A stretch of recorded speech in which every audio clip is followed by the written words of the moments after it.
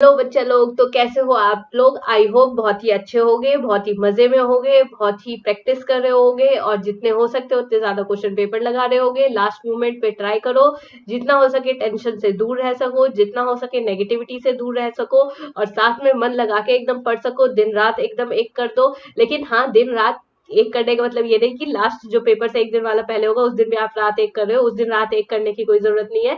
आप अभी रात एक कर सकते हो, लेकिन उस दिन तो आप एकदम अच्छी वाली नींद लेके जाना, बढ़िया वाली, ताकि आपके पेपर के वक्त एकदम दिमाग एकदम फास्ट चले। उस दिन गलती से भी आप रात में जग के मत जाना। उस दिन तो आराम से सो जाना, ये सोच के कि पेपर अच्छा ही जाएगा। ठीक है, तो अब हम अब जो हम अपने अंतिम प्रहार वाली सीरीज है उसका थर्ड लेक्चर ले आए हैं। अभी तक हम इनऑर्गेनिक केमिस्ट्री कंप्लीट कर चुके हैं एनसीईआरटी के नाम पे। अभी तक हम फिजिकल केमिस्ट्री भी कंप्लीट कर चुके हैं एनसीईआरटी के, जितने भी क्वेश्चन थे वो कंप्लीट कर चुके हैं। अब आती है हमारी बारी ऑर्गेनिक केमिस्ट्री, जो कि बहुत ज्यादा इंपॉर्टेंट है। तो आज के सेशन में मैं ऑर्गेनिक केमिस्ट्री आपको कंप्लीटली करवा रही होंगी। तो ऑर्गेनिक केमिस्ट्री में मैं अगर बोलूं कि ज्यादातर क्वेश्चन किसमें से आते हैं, तो वो 3 चैप्टर है, दैट इज और एल्कोहल फिनॉल ईथर। एक एल्डिहाइड से ज्यादा क्वेश्चन आते हैं और साथ में एक आपके जो अमीन्स वाला चैप्टर है उससे भी ज्यादा क्वेश्चन आते हैं, मतलब रिएक्टिविटी से रिलेटेड। तो पहले हम इस चैप्टर को कवर कर रहे होंगे और फिर बाद में अगर टाइम बचता है तो फिर हम आगे के चैप्टर्स को भी आज ही कवर कर लेंगे। हो सकता है ये जो बाकी के 2 चैप्टर है उसके अलग से आपको मैं लेक्चर दूं या फिर इसी के अंदर डाल दूं, तो आप देख लेना और थोड़ा सा समझ भी लेना। और अगर आपको एनसीईआरटी में थोड़ी सी भी दिक्कत हो रही है तो आप मेरे को कमेंट कर सकते हो, या फिर एग्जाम में कोई दिक्कत हो रही है तो एकदम फ्री माइंड से मेरे को कमेंट कर सकते हो और टेंशन को एकदम दूर दूर से भी दूर रखो।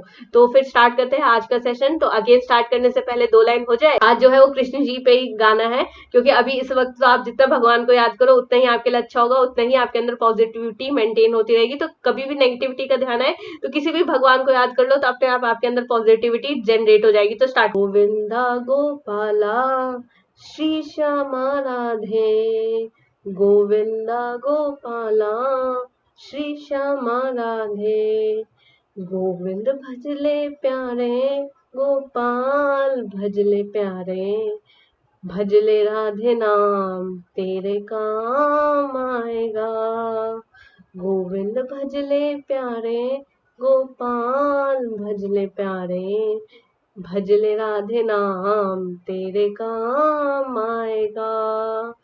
राधा जी के नाम से ही कृष्ण दौड़े आए हैं, कृष्ण दौड़े आए हैं, जिसने बुलाया राधे कृष्ण को वो पाए हैं, कृष्ण को वो पाए हैं, गोविंद भजले प्यारे, गोपाल भजले प्यारे, भजले चारों नाम तेरे काम आएगा। तो बोलो बाके बिहारी की जय और स्टार्ट करते हैं फिर आज का सेशन। अब देखो, सबसे पहले अगेन इन्होंने, जहां भी मैं जाती हूँ वहां पे सबसे पहले क्वेश्चन मेरे को क्या गलती होती है कि आईयूपीएससी नेम ही सबसे पहले नजर आ जाता है।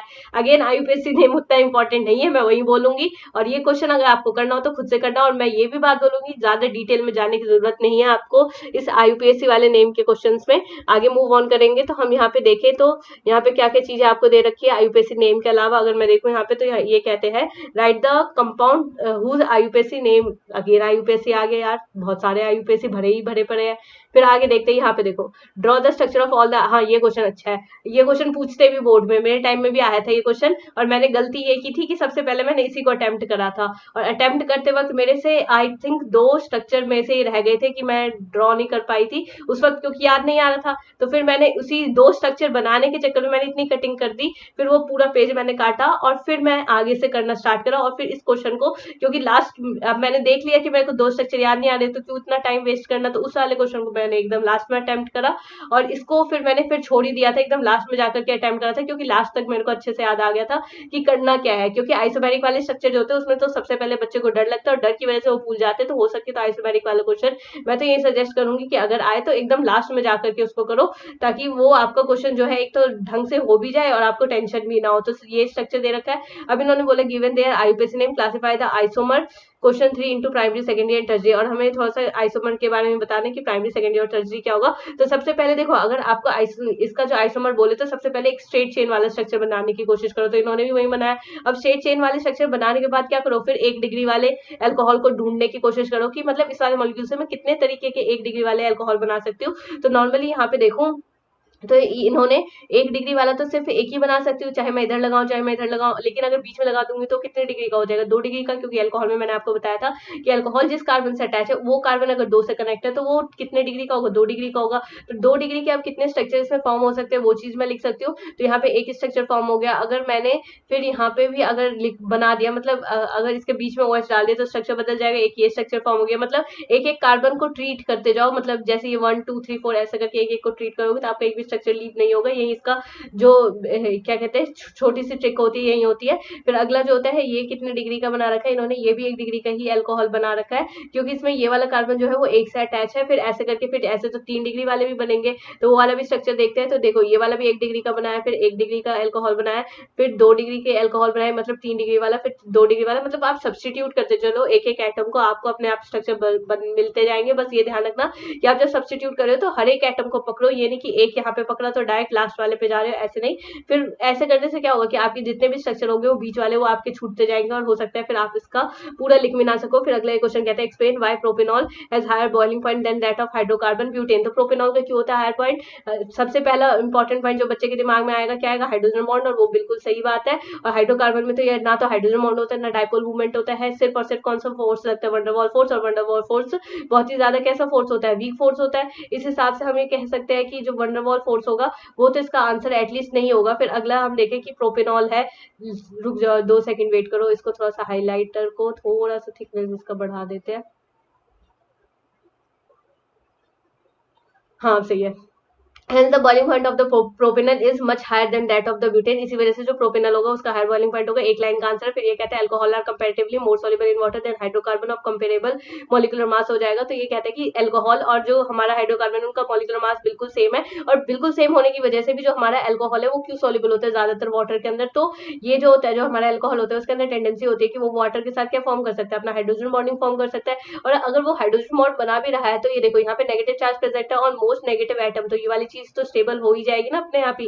लेकिन हाइड्रोकार्बन जिसका भी मास, मॉलिक्यूलर मास बिल्कुल सेम है, इसके अंदर तो इतनी टेंडेंसी नहीं। इसके अंदर तो इवन ये भी टेंडेंसी नहीं है कि अपना बॉन्ड तोड़े और वाटर के साथ जोड़े। यही वाली चीज हमने पहले चैप्टर में पढ़ी थी। तो ये सारे रीजन आप अपने आप बना के लिख देना। जरूरी नहीं है कि आपको जो क्वेश्चन में यहाँ पे दे रखा है कि यही रीजन लिखना है आप वही लिखो, आप अपने आप बना के भी लिख सकते हो। और इवन खुद से बना के लिखोगे तो 2-4 पॉइंट और एक्स्ट्रा ही लिख के आओगे। What is meant by hydroboration oxidation reaction illustrate. तो हमने 3 तरीके की रिएक्शन पढ़ी थी, दैट इज और हाइड्रेशन रिएक्शन, और फिर दूसरा ऑक्सोमर्क्यूरेशन, डीमर्क्यूरेशन वाला जो था, एक हाइड्रोबोरेशन ऑक्सीडेशन। तो हाइड्रोबोरेशन ऑक्सीडेशन जो था वो सबसे अलग रिएक्शन था, क्योंकि ये किस पे बेस्ड था? Anti Markovnikov. और वो दोनों किस पे बेस्ड थे? मार्कोनिकॉफ। क्या आप कमेंट करके बताओ, क्या हाइड्रोबोरेशन ऑक्सीडेशन जो होता है वो आपका रीअरेंजमेंट पे बेस्ड है, या फिर आपका ऑक्सीमर्क्यूरेशन जो डीमर्क्यूरेशन है वो है आपका रीअरेंजमेंट पे बेस्ड, या फिर सिर्फ आपका हाइड्रेशन ही है? ये आप कमेंट में बता सकते हो। फिर यहाँ पे देखो, यहाँ पे इन्होंने BH3 का वो दे रखा है, आप इसको देख के कंफ्यूज मत होना, ये एक्चुअली में आपका डाइबोरेन ही है। तो अब इस डाइबोरेन में अगर मैंने प्रोटीन डाला है, तो अब देखो मैंने क्या कहा था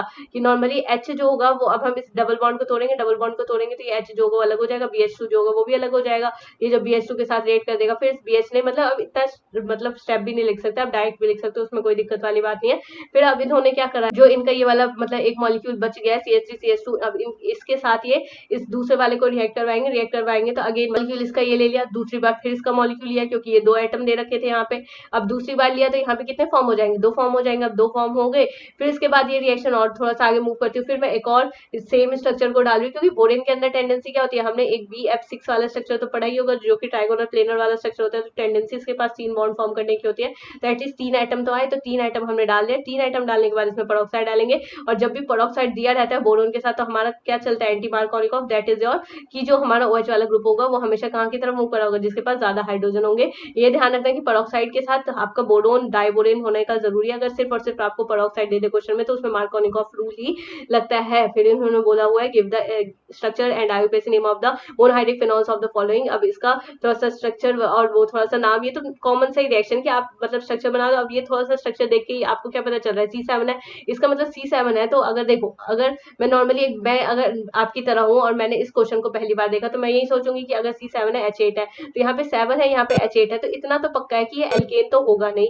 ना ही आपका ये क्या होगा, ना ही आपका एल्कीन भी नहीं होगा, क्योंकि आप एल्कीन और एल्केन वगैरह का फॉर्मूला तो जानते ही होगे कि 2n एल्कीन का हो जाता है, 2n प्लस में 2 एल्केन का हो जाता है और 2n माइनस में 2 उसका हो जाता है। ये मैं किसी बात कर रही होती है, हाइड्रोजन की यहाँ पे बात कर रही हूँ। इन सब में तो से तो कुछ नहीं है, तो अब मेरा क्या बचता है, सिर्फ बेंजीन बचता है। अब बेंजीन में इतना तो पक्का है कि C6H6 तो होगा ही, यानी इसमें से एक कार्बन बच गया और इसमें से 2 हाइड्रोजन बच गए, तो मैं यहाँ पे फिर एक कार्बन भी इसमें कहीं ना कहीं एंटर करवा दूंगी। मेरे को नहीं पता कि कहाँ पे एंटर होगा, मैंने ऐसे एंटर करवा दिया। फिर अब मेरे पास कम से कम कितने H2 बचे हैं यहाँ पे, एक सेकंड, यहाँ पे 5 यहाँ पे चले गए और 2 यहाँ, मतलब 2 अगर मैं यहाँ पे लगा दूं तो 3 यहाँ पे चले जाएंगे, ठीक है। और फिर अब इसके बाद अगर मेरा एक OH बच गया, मतलब एक और H बच गया ना यहाँ से H8 वाले से, क्योंकि ये तो 5 हो गया। अब 8 में से 5 जाएंगे तो टोटल हमारे पास कितने बच रहे होंगे, जस्ट वेट, कि अगर मैं देखो एक H यहाँ, 2 H यहाँ, 3, फिर 4, एक 5, ठीक है, कोई दिक्कत नहीं। अब अगर मैं यहाँ पे OH हटाऊं तो इसका जो H हटाऊंगी तो वहां उसके H की जगह यहाँ पे H आ जाएगा, तो इस तरीके का स्ट्रक्चर बनाऊंगी। अब इस तरीके का स्ट्रक्चर में ही मैं इस OH की अलग अलग जगह पे मूवमेंट कर सकती हूँ, तो वो फिर वो किसका फॉर्मेशन कर देगा, ऑर्थोक्रिसोल, मेटाक्रिसोल और पैराक्रिसोल जैसी चीजों को फॉर्मेशन कर देगा। नेक्स्ट वाले पे मूव करेंगे, while separating mixture of ortho and para nitrophenol bye steam distillation named isomer which will be the steam volatile. तो स्टीम वोलेटाइल हमेशा क्या होगा, आपका ऑर्थो नाइट्रोफिनॉल जो होता है वो स्टीम वोलेटाइल होता है। रीजन इज दैट कि ये तो इंट्रामोलिक्यूलर बॉन्ड फॉर्म करता है, और जबकि जो पैरानाइट्रोफिनॉल होता है वो इंटरमोलिक्यूलर बॉन्ड फॉर्म करता है। और मैं ये कहती हूँ कि जो इंटरमोलिक्यूलर बॉन्ड है वो कहीं ना कहीं विद इन द मॉलिक्यूल देखने को मिलता है, और जबकि जो पैरा नाइट्रोफिनॉल है वो कहीं ना कहीं आपको बाहर देखने को मिलेगा। तो स्टीम वॉलेटाइल होने का नेचर, मतलब होने का रीजन जो है वो कहीं ना कहीं हो सकता है किसका, ऑर्थो वाले का हो सकता है, और जो दूसरा वाला है ये वाला पैरानाइट्रोफिनॉल, इसका नहीं होगा। अब देखो स्टीम डिस्टिलेशन से आपको तो उतना पता नहीं होगा, क्योंकि हमने ये ऑर्गेनिक केमिस्ट्री में पढ़ा था आपके 11th क्लास के अंदर। ये वाला मतलब क्वेश्चन आता है स्टीम डिस्टिलेशन क्या होता है आपका, और भी 2-3 और क्वेश्चन आते हैं, क्रिस्टलाइजेशन और ये सारी चीजें आती है। तो स्टीम डिस्टिलेशन क्या होता है वो मैं बताती हूँ। देखो स्टीम डिस्टिलेशन का मतलब यह है कि डिस्टिलेशन का मतलब किसी भी चीज का क्या करना, हमें प्योरिफिकेशन करना है। तो स्टीम डिस्टिलेशन किसका ज्यादा अच्छे से हो रहा है, ऑर्थो नाइट्रोफिनॉल का, और इससे ये पता चलता है कि इंटरमोलिकुलर हाइड्रोजन बॉन्डिंग जो होती है वो कमजोर होती है इंटरमोलिकुलर से। इंटरमोलिकुलर जो होगी वो थोड़ी सी स्ट्रांग होगी। तो इसका जो होगा वो मतलब वेपर्स नहीं, इसके वेपर्स कम फॉर्म हो रहे होंगे, इसके वेपर्स ज्यादा फॉर्म हो रहे होंगे, ये इसका रीजन चला जाता है। फिर इन्होंने given an equation of the reaction for the preparation of phenol from cumin. हमने क्यूमिन मतलब एल्डिहाइड का जब चैप्टर पढ़ा था तब मैंने इसका भी आपको निमोनिक्स बताया था, दैट इज योर ओ कमीने फिनॉल OH दे दे अपना, मैंने ऐसे करके सिखाया था ना, ओ कमीने फिनॉल OH दे दे अपना। तो इसका मतलब क्या हो गया, कमीने इन द सेंस कि हमने क्यूमिन ले रखा है, तो पहले उसमें OH दे दे अपना। OH कैसे देगा, पहले उसके अंदर ऑक्सीजन डालेंगे, तो इसमें से अच्छा बताओ सबसे ज्यादा हल्का एलिमेंट कौन सा है जिसको मैं सब्सटीट्यूट कर सकती हूँ, तो हाइड्रोजन ही है। इसके बीच में ऑक्सीजन डाल दिया और हाइड्रोजन खुशी खुशी ले लेगा, क्योंकि इस पे है पॉजिटिव चार्ज और इसको 2 नेगेटिव चार्ज मिल रहे हैं, तो ये खुशी खुशी इन दोनों का अंतर करवा देगा। फिर वाटर भी डालेंगे, क्योंकि OH लेने के लिए अब इसको वाटर तो चाहिए। अब वाटर के लिए हम क्या करेंगे, नॉर्मली यहाँ से एक मतलब वाटर माइनस करके यहाँ पे एक तो एसीटोन बना देंगे और एक क्या बना देंगे, फिनॉल बना देंगे। Right the chemical reaction for the preparation of phenol from the chlorobenzene, यानी कि हमें फिनॉल का फॉर्मेशन करना है क्लोरोबेंजीन से। ये तो एकदम कॉमन रिएक्शन है, और ये इस रिएक्शन का नाम क्या होता है, मैंने आपको 2 चैप्टर में इसको बहुत अच्छे से पढ़ा रखा है, और मेरे को इवन याद भी है कि इस रिएक्शन का नाम क्या। आप कमेंट में मेरे को बताओ, मैं देखती हूँ कि आपका क्या आंसर आता है, इस वाले रिएक्शन का नाम क्या होगा। फिर इन्होंने बोला write the mechanism of hydration of ethene to form the ethanol, यानी इथीन से हमें क्या बनाना है, इथेनॉल बनाना है। ये वाला जो मैकेनिज्म होता है ये भी बोर्ड का एक फेवरेट क्वेश्चन है कि इथीन से कैसे बनता है। तो इथीन वाले में सबसे पहले क्या करो, एक दोनों साइड सेम है, तो एक तरफ बॉन्ड तोड़ दो, जहां पे बॉन्ड टूटा है वहां पे तो वैसे कैसा चार्ज आना चाहिए, नेगेटिव, एक साइड कैसा आना चाहिए, पॉजिटिव। अब वो आप देख लेना किस तरीके से बॉन्ड तोड़ना है। तो यहाँ पे मैंने ऐसे लगा दिया पॉजिटिव, और इस पॉजिटिव के अंदर अब मेरे को पता है कि मैं एक यहाँ पे क्या यूज कर रही हूँ, डिहाइड्रेशन के लिए कोई सा एलिमेंट यूज कर रही होंगी। यहाँ पे इन्होंने H2SO4 ले रखा है, आप चाहे तो H3PO4 भी ले सकते हो, उसका भी बिल्कुल सेम काम होता है। अब जैसे कि मैंने इसमें ऐड करा, पॉजिटिव चार्ज को क्या पसंद है, नेगेटिव पसंद है, तो इसलिए इसने कहां से बॉन्डिंग की, किस तरफ से, ऑक्सीजन के साथ बॉन्डिंग कर लिया। अब ऑक्सीजन के साथ बॉन्डिंग करने के बाद इसका ये स्ट्रक्चर हो जाएगा। अब आपको इसका नाम याद नहीं रहता, कोई दिक्कत वाली बात नहीं है। अब देखो अब इस वाले में क्या करता है, हमेशा मैं जब भी मेरे को कोई सा मॉलिक्यूल दिया रहता है उसमें हमेशा क्या ऐड करने की कोशिश करती हूँ, वाटर। तो इस वाले मॉलिक्यूल के अंदर अगर मैं वाटर ऐड कर रही हूँ तो मैं वाटर किस तरीके से, देखो इस वाले पे तो पॉजिटिव चार्ज था, इस वाले पे कैसा है, नेगेटिव चार्ज है। वाटर पे कैसे चार्ज है, नेगेटिव है, नेगेटिव पॉजिटिव के साथ बॉन्ड फॉर्म कर दो, यहाँ पे वाटर हो गया, दैट इज अ प्रोटोनेशन वाली रिएक्शन आप जिसे कह देते हो। और फिर अब इसके बाद क्या होगा कि जो हमारा हाइड्रोजन अगेन हल्का है, हाइड्रोजन हल्का है तो हाइड्रोजन बाहर निकलेगा, और यहाँ पे किसका फॉर्मेशन हो जाएगा, दैट इज OH वाला बॉन्ड, और यहाँ पे क्या बन जाएगा, H3O पॉजिटिव जो होगा बाहर की तरफ निकलेगा। You are given benzene H2SO4 हो जाएगा। Right the equation for the preparation of phenol using these reagent, यानी इन दोनों रिएजेंट से हमें क्या बनाना है, फिनॉल। ये वाली रिएक्शन भी आपकी नेमिंग रिएक्शन ही है, ये वाली रिएक्शन भी हमने अच्छे से पढ़ी थी, जिसमें यहाँ पे सल्फोनिक एसिड मतलब H2SO4 डालेंगे तो इसी का फॉर्मेशन हो जाएगा, या फिर यहाँ पे इन्होंने तो H2SO4 ले रखा है, मैं यहाँ पे H2H2O7 भी ले लो तब भी मेरा कहीं ना कहीं किसका फॉर्मेशन होने वाला है, इसी का फॉर्मेशन होने वाला है। फिर NaOH डालोगे तो फिनॉक्साइड आयन, और फिर अगर मैंने वाटर डाल दिया तो फिनॉल का फॉर्मेशन हो जाएगा। So how will you synthesise, मतलब इन सबकी सिंथेसिस आप किस तरीके से करोगे, अगर मेरे को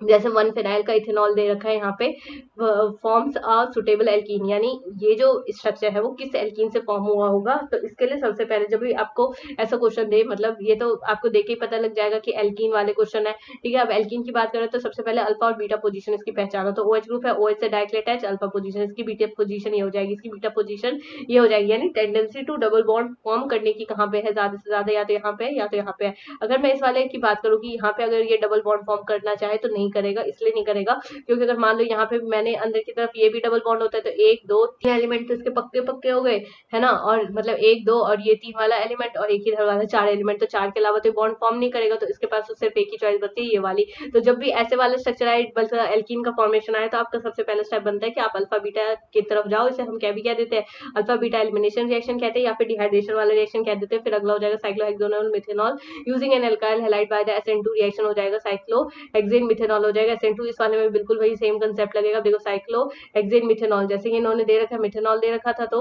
अब इस वाले से मतलब किस वाले कंपाउंड से ही बना होगा, लेकिन इसमें रिएजेंट इन्होंने बदल दिया है, इन्होंने रिएजेंट क्या दिया है कि using alkyl halide bye SN2 वाला रिएक्शन, एल्काइल हैलाइड ले लो और फिर SN2 वाला हाइड्रोलिसिस करो। जब SN2 वाला करोगे तो फिर इस वाले में क्या होगा कि नॉर्मली यहाँ से OH हट जाएगा, मतलब इसमें क्या होगा, सब्सटीट्यूशन वाला रिएक्शन है ना NaOH के साथ, और वो भी SN2 हम इसलिए लगा रहे हैं क्योंकि SN2 के केस में 1 डिग्री जो होता है वो ज्यादा रिएक्टिव होता है, और ये कितना डिग्री दे रखा है आपको, 1 डिग्री दे रखा है, तो OH रिमूव होकर के क्या आ जाएगा यहाँ पे Br आ जाएगा, क्योंकि मैंने यहाँ पे क्या ले रखा है SN2। यहाँ पे वैसे आप दूसरे एलिमेंट भी ले सकते हो, लेकिन एलिमेंट में ध्यान रखना, या तो ब्रोमीन ले रहे हो या फिर क्लोरीन ले रहे हो। आपको फ्लोरीन और आयोडीन की कहानी तो पता होगी, आयोडीन जो होता है वो ज्यादातर मतलब बैक वाला रिएक्शन भी कर देता है, रिवर्स रिएक्शन भी करता है, ये दिक्कत उसमें आती है। और फ्लोरीन तो वैसे भी बहुत रिएक्टिव है, तो वो तो रिएक्शन करने से रहा। फिर उन्होंने बोला है pentan one ol using a suitable alkyl halide, pentan one ol ये भी इजी क्वेश्चन है, ऊपर जैसा ही है बिल्कुल, तो ये खुद से करना। फिर इन्होंने बोला हुआ है यानी 1 डिग्री अगर दे रखा तो 100% क्या होगा, SN2 होगा। 3 डिग्री अगर दे रखा है तो 100% क्या होगा, SN1 होगा। 3 2 का 1, my name is carbocation and that is we can read this in our which chapter, that is organic chemistry का first chapter, haloalkane and haloarene. Give two reaction that show the acidic nature of the phenol, compare the acidity of the phenol with that of the ethanol. अगर मैं acidity की बात करूं तो phenol जो होता है ज्यादा एसिडिक नेचर होता है, क्योंकि एक इसका फॉर्मेशन करता है फिनॉक्साइड आयन का, और इथेनॉल जो होता है वो कम एसिडिक नेचर होता है। क्यों होता है वो बताती हूँ मैं। पहले तो इसका सिंपली हमें क्या बनाना पड़ेगा, स्ट्रक्चर बनाना पड़ेगा। तो ये वही बोलते हैं give two reaction that shows acidic nature of phenol. पहले तो इसका एसिडिक नेचर कूट कूट के दिखाओ आप। एसिडिक नेचर का मतलब ही क्या होता है, जैसे ही मैं एसिडिक का नाम सुनती हूँ मेरा पहला काम क्या होता है कि H पॉजिटिव को रिमूव कर दो। H पॉजिटिव को मैंने रिमूव करा, H पॉजिटिव की जगह पे यहाँ पे क्या डाल दिया मैंने, Na डाल दिया। Na डालने के बाद किसका फॉर्मेशन कर देंगे, सोडियम फिनॉक्साइड का फॉर्मेशन कर देंगे। सिमिलरली अगले वाले में भी मेरा पहला स्टेप क्या होगा कि H पॉजिटिव को निकालो, जब भी तो कोई एसिडिक होगा। कोई एसिडिक क्यों है, क्यों बनना है उसका एसिडिक, H पॉजिटिव जब बाहर फेंकेगा जब भी तो H पॉजिटिव बनेगा। तो यहाँ पे इन्होंने किसका फॉर्मेशन कर दिया, फिनॉक्साइड। अभी थोड़ा सा मैं बताती हूँ कि इन्होंने दूसरा क्वेश्चन क्या पूछा था कि फिनॉल जो है वो क्यों इतना एसिडिक होता है इथेनॉल के कंपैरिजन में। तो यहाँ पे देखो जो फिनॉल है, अगर मान लो मैंने इसका यहाँ पे तो खैर H पॉजिटिव इन्होंने लिखा हुआ है, चलो कोई नहीं H पॉजिटिव से ही समझा देते। तो इसका काम क्या है, यहाँ पे इलेक्ट्रॉन देना, इसे इसको इलेक्ट्रॉन दे दिया, ठीक है। फिर अब ये क्या होगा, ये वाला बॉन्ड फिर आगे की तरफ टूटेगा, अब ये भी इलेक्ट्रॉन से मांगने वाला, फिर ये टूटेगा, फिर ये टूटेगा। तो इस तरीके से क्या होता रहेगा, कॉन्जुगेशन होता रहेगा। और कॉन्जुगेशन जहाँ पे होगा वहीं पे हमें क्या चीज देखने को मिलती है, रेजोनेंस। और रेजोनेंस जहाँ पे आ गई वहाँ पे स्टेबिलिटी जो होती है वो मॉलिक्यूल की क्या हो जाती है, एनहेंस हो जाती है। इसलिए और दूसरी बात ये भी कि जब ये पूरा इलेक्ट्रॉन मूव कर जाएगा तो वापस से ऑक्सीजन पे क्या आ जाएगा, इलेक्ट्रॉन आ जाएगा। और जब भी नेगेटिव चार्ज प्रेजेंट होता है that is on more negative atom, तो वो चीज तो वैसे भी क्या हो जाती है, स्टेबल हो जाती है, minus R effect and so on, हम ऐसे भी लिख सकते हैं। फिर बोला moreover after the loss of proton the orthophenoxide ion left behind is stabilised by the resonance. अब ये वही कहते हैं, अब ये थोड़ा सा नाइट्रो के स्ट्रक्चर को वो भी थोड़ा सा डिफाइन करके आप लोगों को समझाना चाहते हैं कि हाँ ये जो होता है वो कहीं ना कहीं ऑर्थो नाइट्रो अगर ऑर्थो वाले पोजीशन पे आ जाए तो ये फॉर्म करेगा।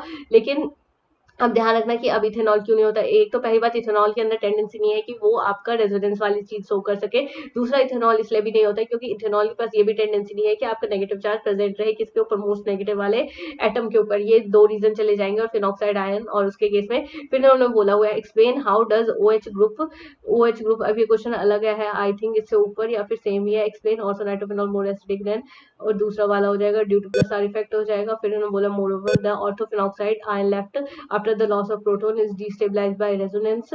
अभी थोड़ा सा ये बता रहे कि अगर मान लो, चलो कोई नहीं, इसका क्वेश्चन पता नहीं, आई थिंक मिसप्रिंट हुआ है कि क्या हुआ है, लेकिन फिर भी मैं बता देती हूँ कि क्वेश्चन क्या कहना चाहता है। ये कहते हैं कि अगर मान लो मैं ईथर वाला लिंकेज करूँ और ईथर वाले लिंकेज को कंपेयर करूँ किसके साथ, फिनॉल के साथ, और पूछूं कि दोनों में से कौन ज्यादा एसिडिक है, तो अगेन कौन सा होगा, फिनॉल वाला होगा, क्योंकि इसका काम तो क्या है, इलेक्ट्रॉन देना। इलेक्ट्रॉन देना का काम है, तो यहाँ पे इलेक्ट्रॉन जाएगा, यहाँ पे इलेक्ट्रॉन जाएगा, ऊपर की तरफ जाएगा इलेक्ट्रॉन, और इलेक्ट्रॉन जाएगा more over the ortho methoxy phenoxide ion left after the loss of a proton ortho is destabilized by resonance so as the two negative charges repel each other thereby making orthomethoxyphenol a weaker acid। अब ये weak acid क्यों होता है, ये चीज important है, तो ध्यान रखना। उस वाले में तो नाइट्रो ने अपने ऑक्सीजन को एकदम दूर से छुपा रखा था, इस वाले ऑक्सीजन मतलब ये जो OH वाला ऑक्सीजन है इससे, लेकिन इसमें ऑक्सीजन क्या है एकदम साथ में। जब ये इलेक्ट्रॉन इसको दे रहा होगा तो इलेक्ट्रॉन भी ले रहा होगा। अब जब यहाँ पे भी इतने इलेक्ट्रॉन, यहाँ पे भी इलेक्ट्रॉन, तो ये थोड़े से क्या कर रहे होंगे, रिपेल कर रहे होंगे, और रिपल्शन की वजह से इसका जो एसिडिक करेक्टर है वो कम हो जाएगा, जबकि होना क्या चाहिए था, ज्यादा होना चाहिए था, क्योंकि मेरे पास 2 ऑक्सीजन की मॉलिक्यूल है,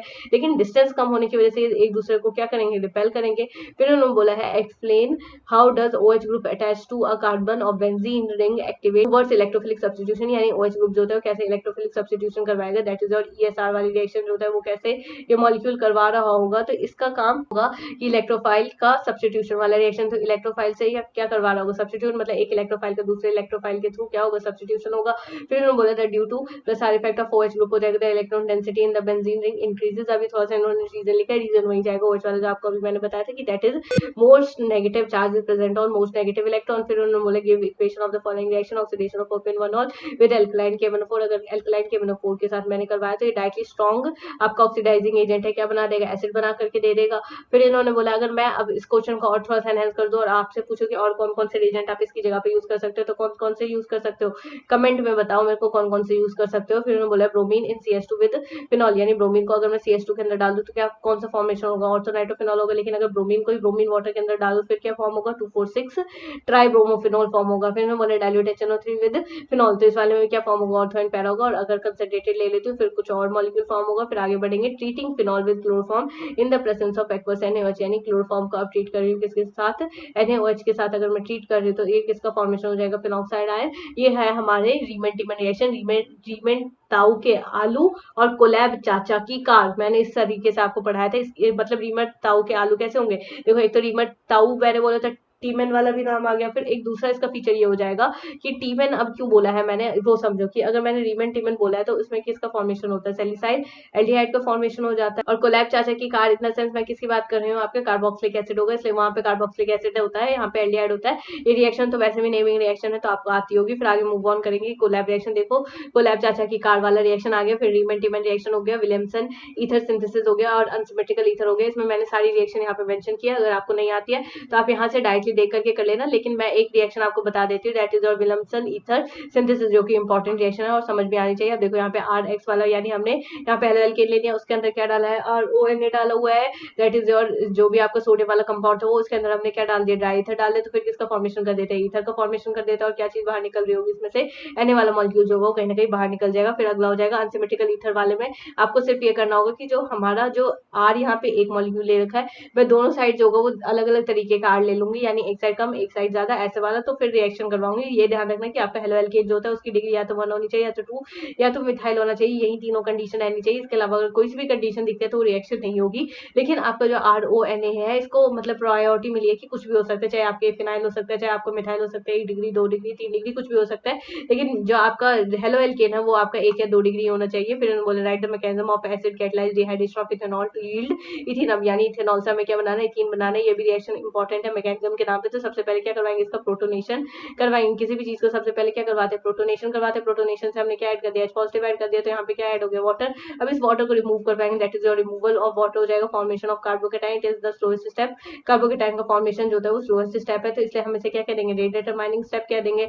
अब क्या होगा कि इस वाले में से हमारा जो पूरा वाटर का मॉलिक्यूल है वो कहीं ना कहीं निकल जाएगा। तो हम ये छोटे स्टेप में भी लिख सकते हैं, that is your protonation of alcohol, ऐसे लिख सकते हैं। सेकंड वाले में लिख सकते हैं removal of water, removal of water एक बार हो गया। फिर जो थर्ड वाला स्टेप था, जब वाटर रिमूव होगा तो ये तो नेगेटिव चार्ज ले जाएगा, यहाँ पे क्या छोड़ जाएगा पॉजिटिव चार्ज। अब ये वाला जो हाइड्रोजन होता है वो कहीं ना कहीं डिस्प्लेस हो सकता है, तो इस वाले हाइड्रोजन को मैं क्या कर दूंगी, डिस्प्लेस कर दूंगी, यहाँ से डिस्प्लेस हो जाएगा, तो यहाँ पे किसका फॉर्मेशन हो जाएगा, double bond, that is ethene का फॉर्मेशन हो जाएगा, पॉजिटिव बाहर निकल जाएगा। फिर अगला है how are the following conversion carried out, इस ये वाले कन्वर्जन जो होते हैं किस तरीके से कैरिड आउट होते हैं। तो कन्वर्जन के लिए आप सबसे पहले किसके अंदर क्या डाल दो, concentrated H2SO4 that is propene से हमें क्या बनाना है, प्रोपेनॉल डाल दो, तो आप H3PO4 भी डाल सकते हो, वो भी रिएक्शन जो होगी वो गलत नहीं होगी। तो इस तरीके से पहला रिएक्शन हो जाएगा।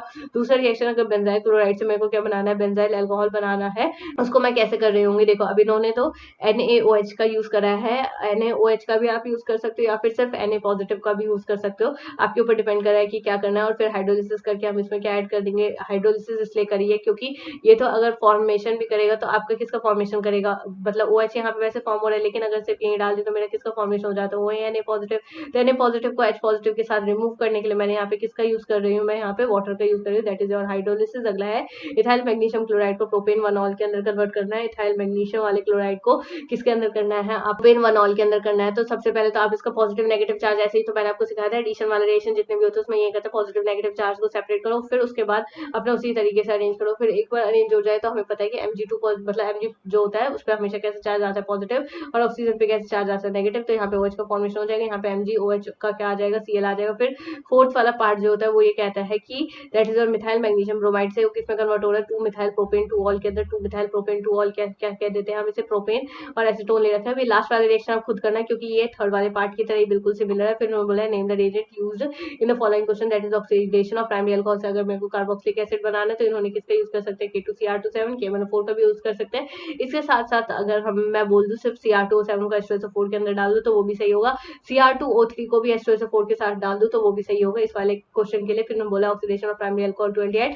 अल्कोहल से एल्डिहाइड बनाना तो कुछ भी डाल सकते हो, या तो पैरिडीनियम क्लोरोकोमेट डाल सकते हो, या फिर ये वाला मॉलिक्यूल, या फिर ये वाला मॉलिक्यूल भी डाल सकते हो। अब आपके ऊपर डिपेंड करता है कि आप क्या चीज यूज कर सकते हो। फिर इन्होंने बोला bromination of phenol to 2,4,6 tri bromophenol, bromine water का टेस्ट है, ये तो हम मेनली फिनॉल के डिस्टिंग्विश टेस्ट में भी यूज करते हैं। बेंजाइल अल्कोहल से क्या बनाना है, बेंजाइल बेंजोइक एसिड। इस वाले में अगर मेरे को बेंजोइल अल्कोहल से बनाना है क्या चीज, आपका बेंजोइक एसिड, तो हम डायरेक्टली बना देंगे किसके, तो कंसंट्रेटेड H2SO4, क्योंकि H2SO4 क्या होता है, डिहाइड्रेटिंग एजेंट, और डिहाइड्रेटिंग एजेंट क्या होता है, जिसका काम होता है वाटर के मॉलिक्यूल को निकालना और दूसरी चीज का ऑक्सीडेशन कर देना, ये वही वाली चीज है। फिर इन्होंने बोला एल नहीं, इस वाले में अल्कलाइन पोटेशियम मैग्नेट था क्योंकि इसमें जो वो एक कूक वाली रिएक्शन नहीं पड़ी थी, हमने वन शॉट में वही वाली एक बात करें। फिर बोले benzyl alcohol to benzoic acid, dehydration propane to all propene, ये डिहाइड्रेशन वाला रिएक्शन मैंने आपको अभी पहले ही बता दिया। फिर अगला हो जाएगा ब्यूटेन टू ऑन से हमें क्या बनाना है, ब्यूटेन टू ऑल बनाना है, ब्यूटेन टू ऑन दे रखा है तो यानी इसमें क्या होगा, आपको कीटोन होगा, कीटोन होगा से हमें क्या बनाना है, ब्यूटेन टू ऑन लिखा है से ब्यूटेन टू ऑल बनाना है। तो इसमें हमें रिड्यूसिंग एजेंट जो होगा थोड़ा सा तगड़ा वाला लगेगा,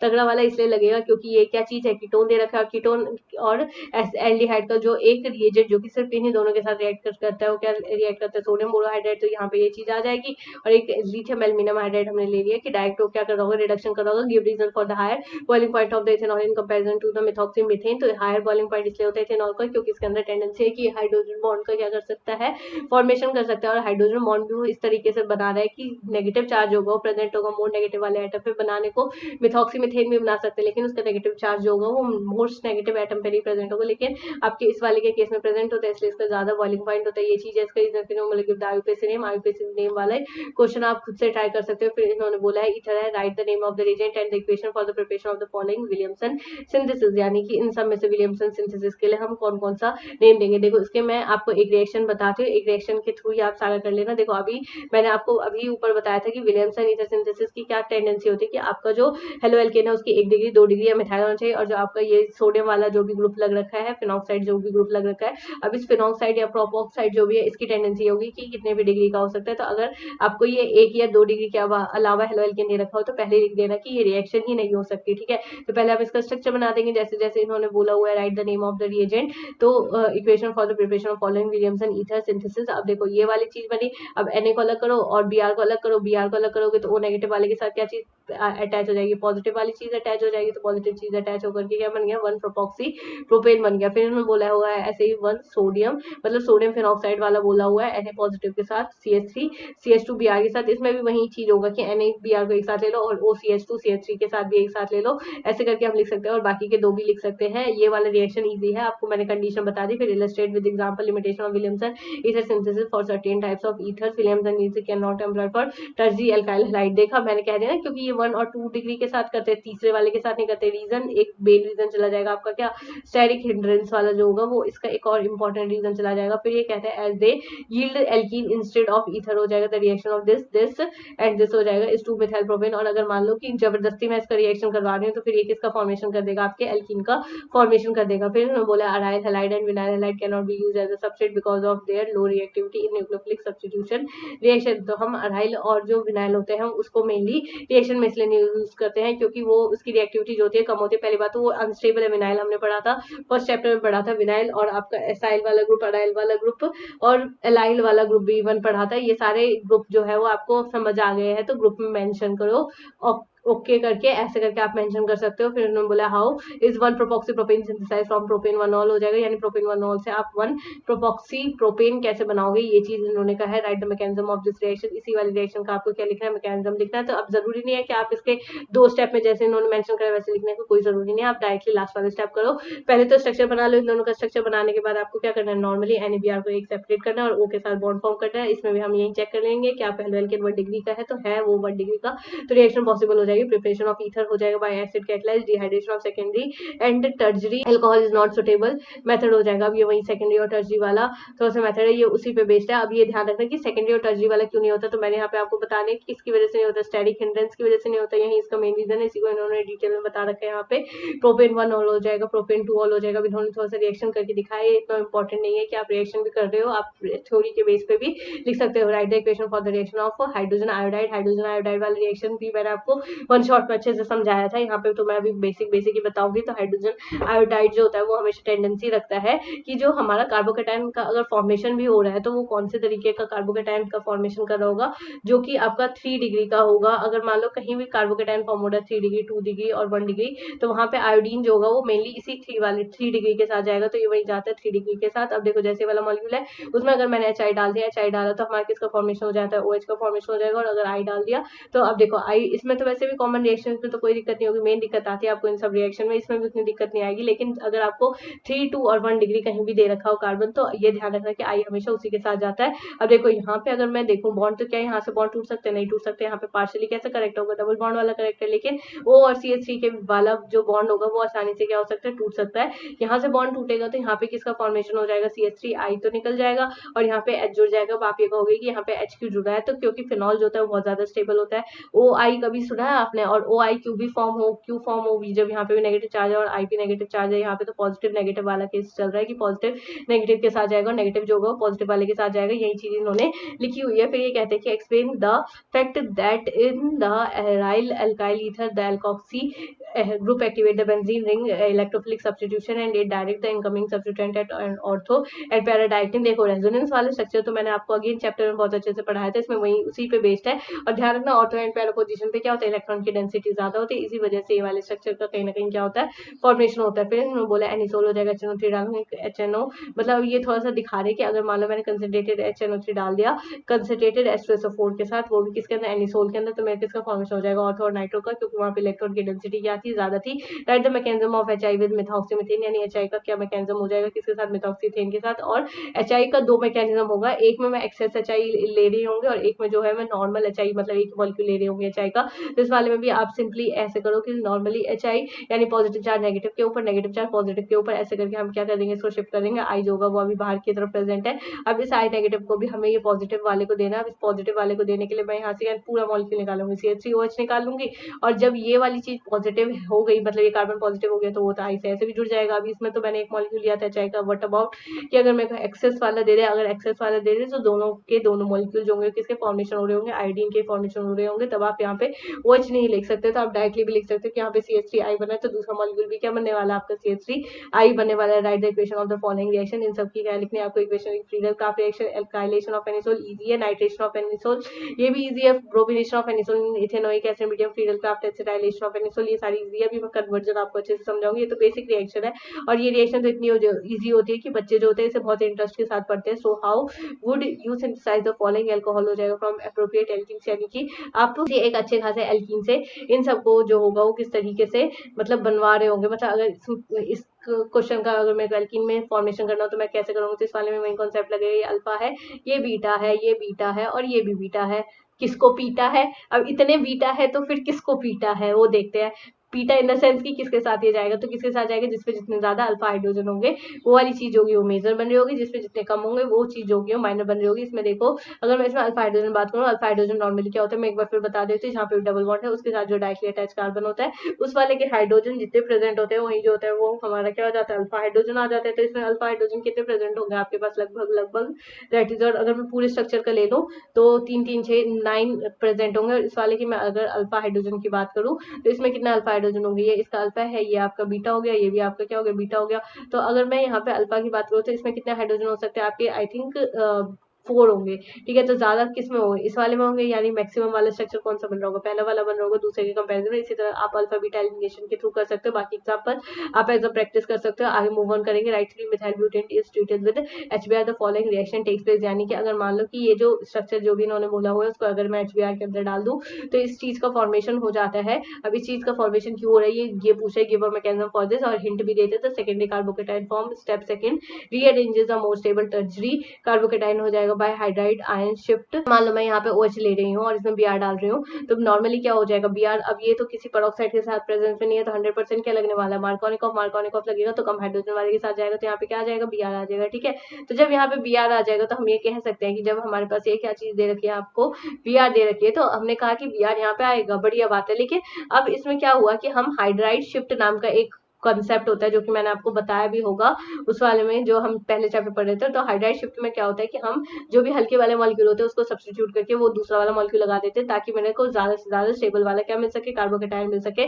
तो इसमें वही सेम कंसेप्ट हम लगा करके इसका जो Br वाला मॉलिक्यूल होगा उसको कहाँ पे लगा देंगे, 3 डिग्री वाले के साथ लगा देंगे। जो आपका यहाँ पे जो हाइड्रोजन है ना, ये वाला हाइड्रोजन है, इस वाले हाइड्रोजन को सेपरेट करो। सेपरेट करने के बाद फिर आप अपने रिएक्शन में देख सकते हो कि किस तरीके से चेंजेस होगा। यही इन्होंने मैकेनिज्म भी दे रखा होगा। मैकेनिज्म में सब में वही सेम स्टेप फॉलो होंगे, जिसमें पहले क्या होगा, अल्कोहल का फॉर्मेशन होगा।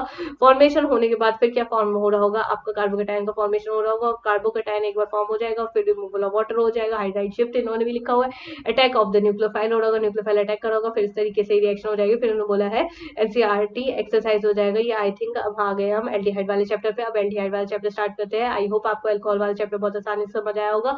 साइनोहाइड्रिन एंडोल, ये तो देखो नेम वाली रिएक्शन है, नेमिंग वाली रिएक्शन तो आप वैसे भी चैप्टर से तो पढ़ के आए होगे। अब मैं ये पढ़ाने आपको बैठूं तो आपको कम से कम 15 मिनट कम से कम लगेंगे और ज्यादा से ज्यादा आधा घंटा लग सकता है। तो ये वाली रिएक्शन आप खुद से करना। फिर इन्होंने बोला है मैं बाकी के जो भी कंसेप्ट से रिलेटेड है वो वाले आपको जरूर करवाऊंगी। फिर बोला name the compound, IUPAC name of the system, IUPAC name, इसमें भी draw the structure of the following, ये भी वही चीज है आईयूपीएसी नेम। फिर उन्होंने write IUPAC name, again IUPAC name, कितने आईयूपीएसी नेम इन्होंने भर रखे हैं।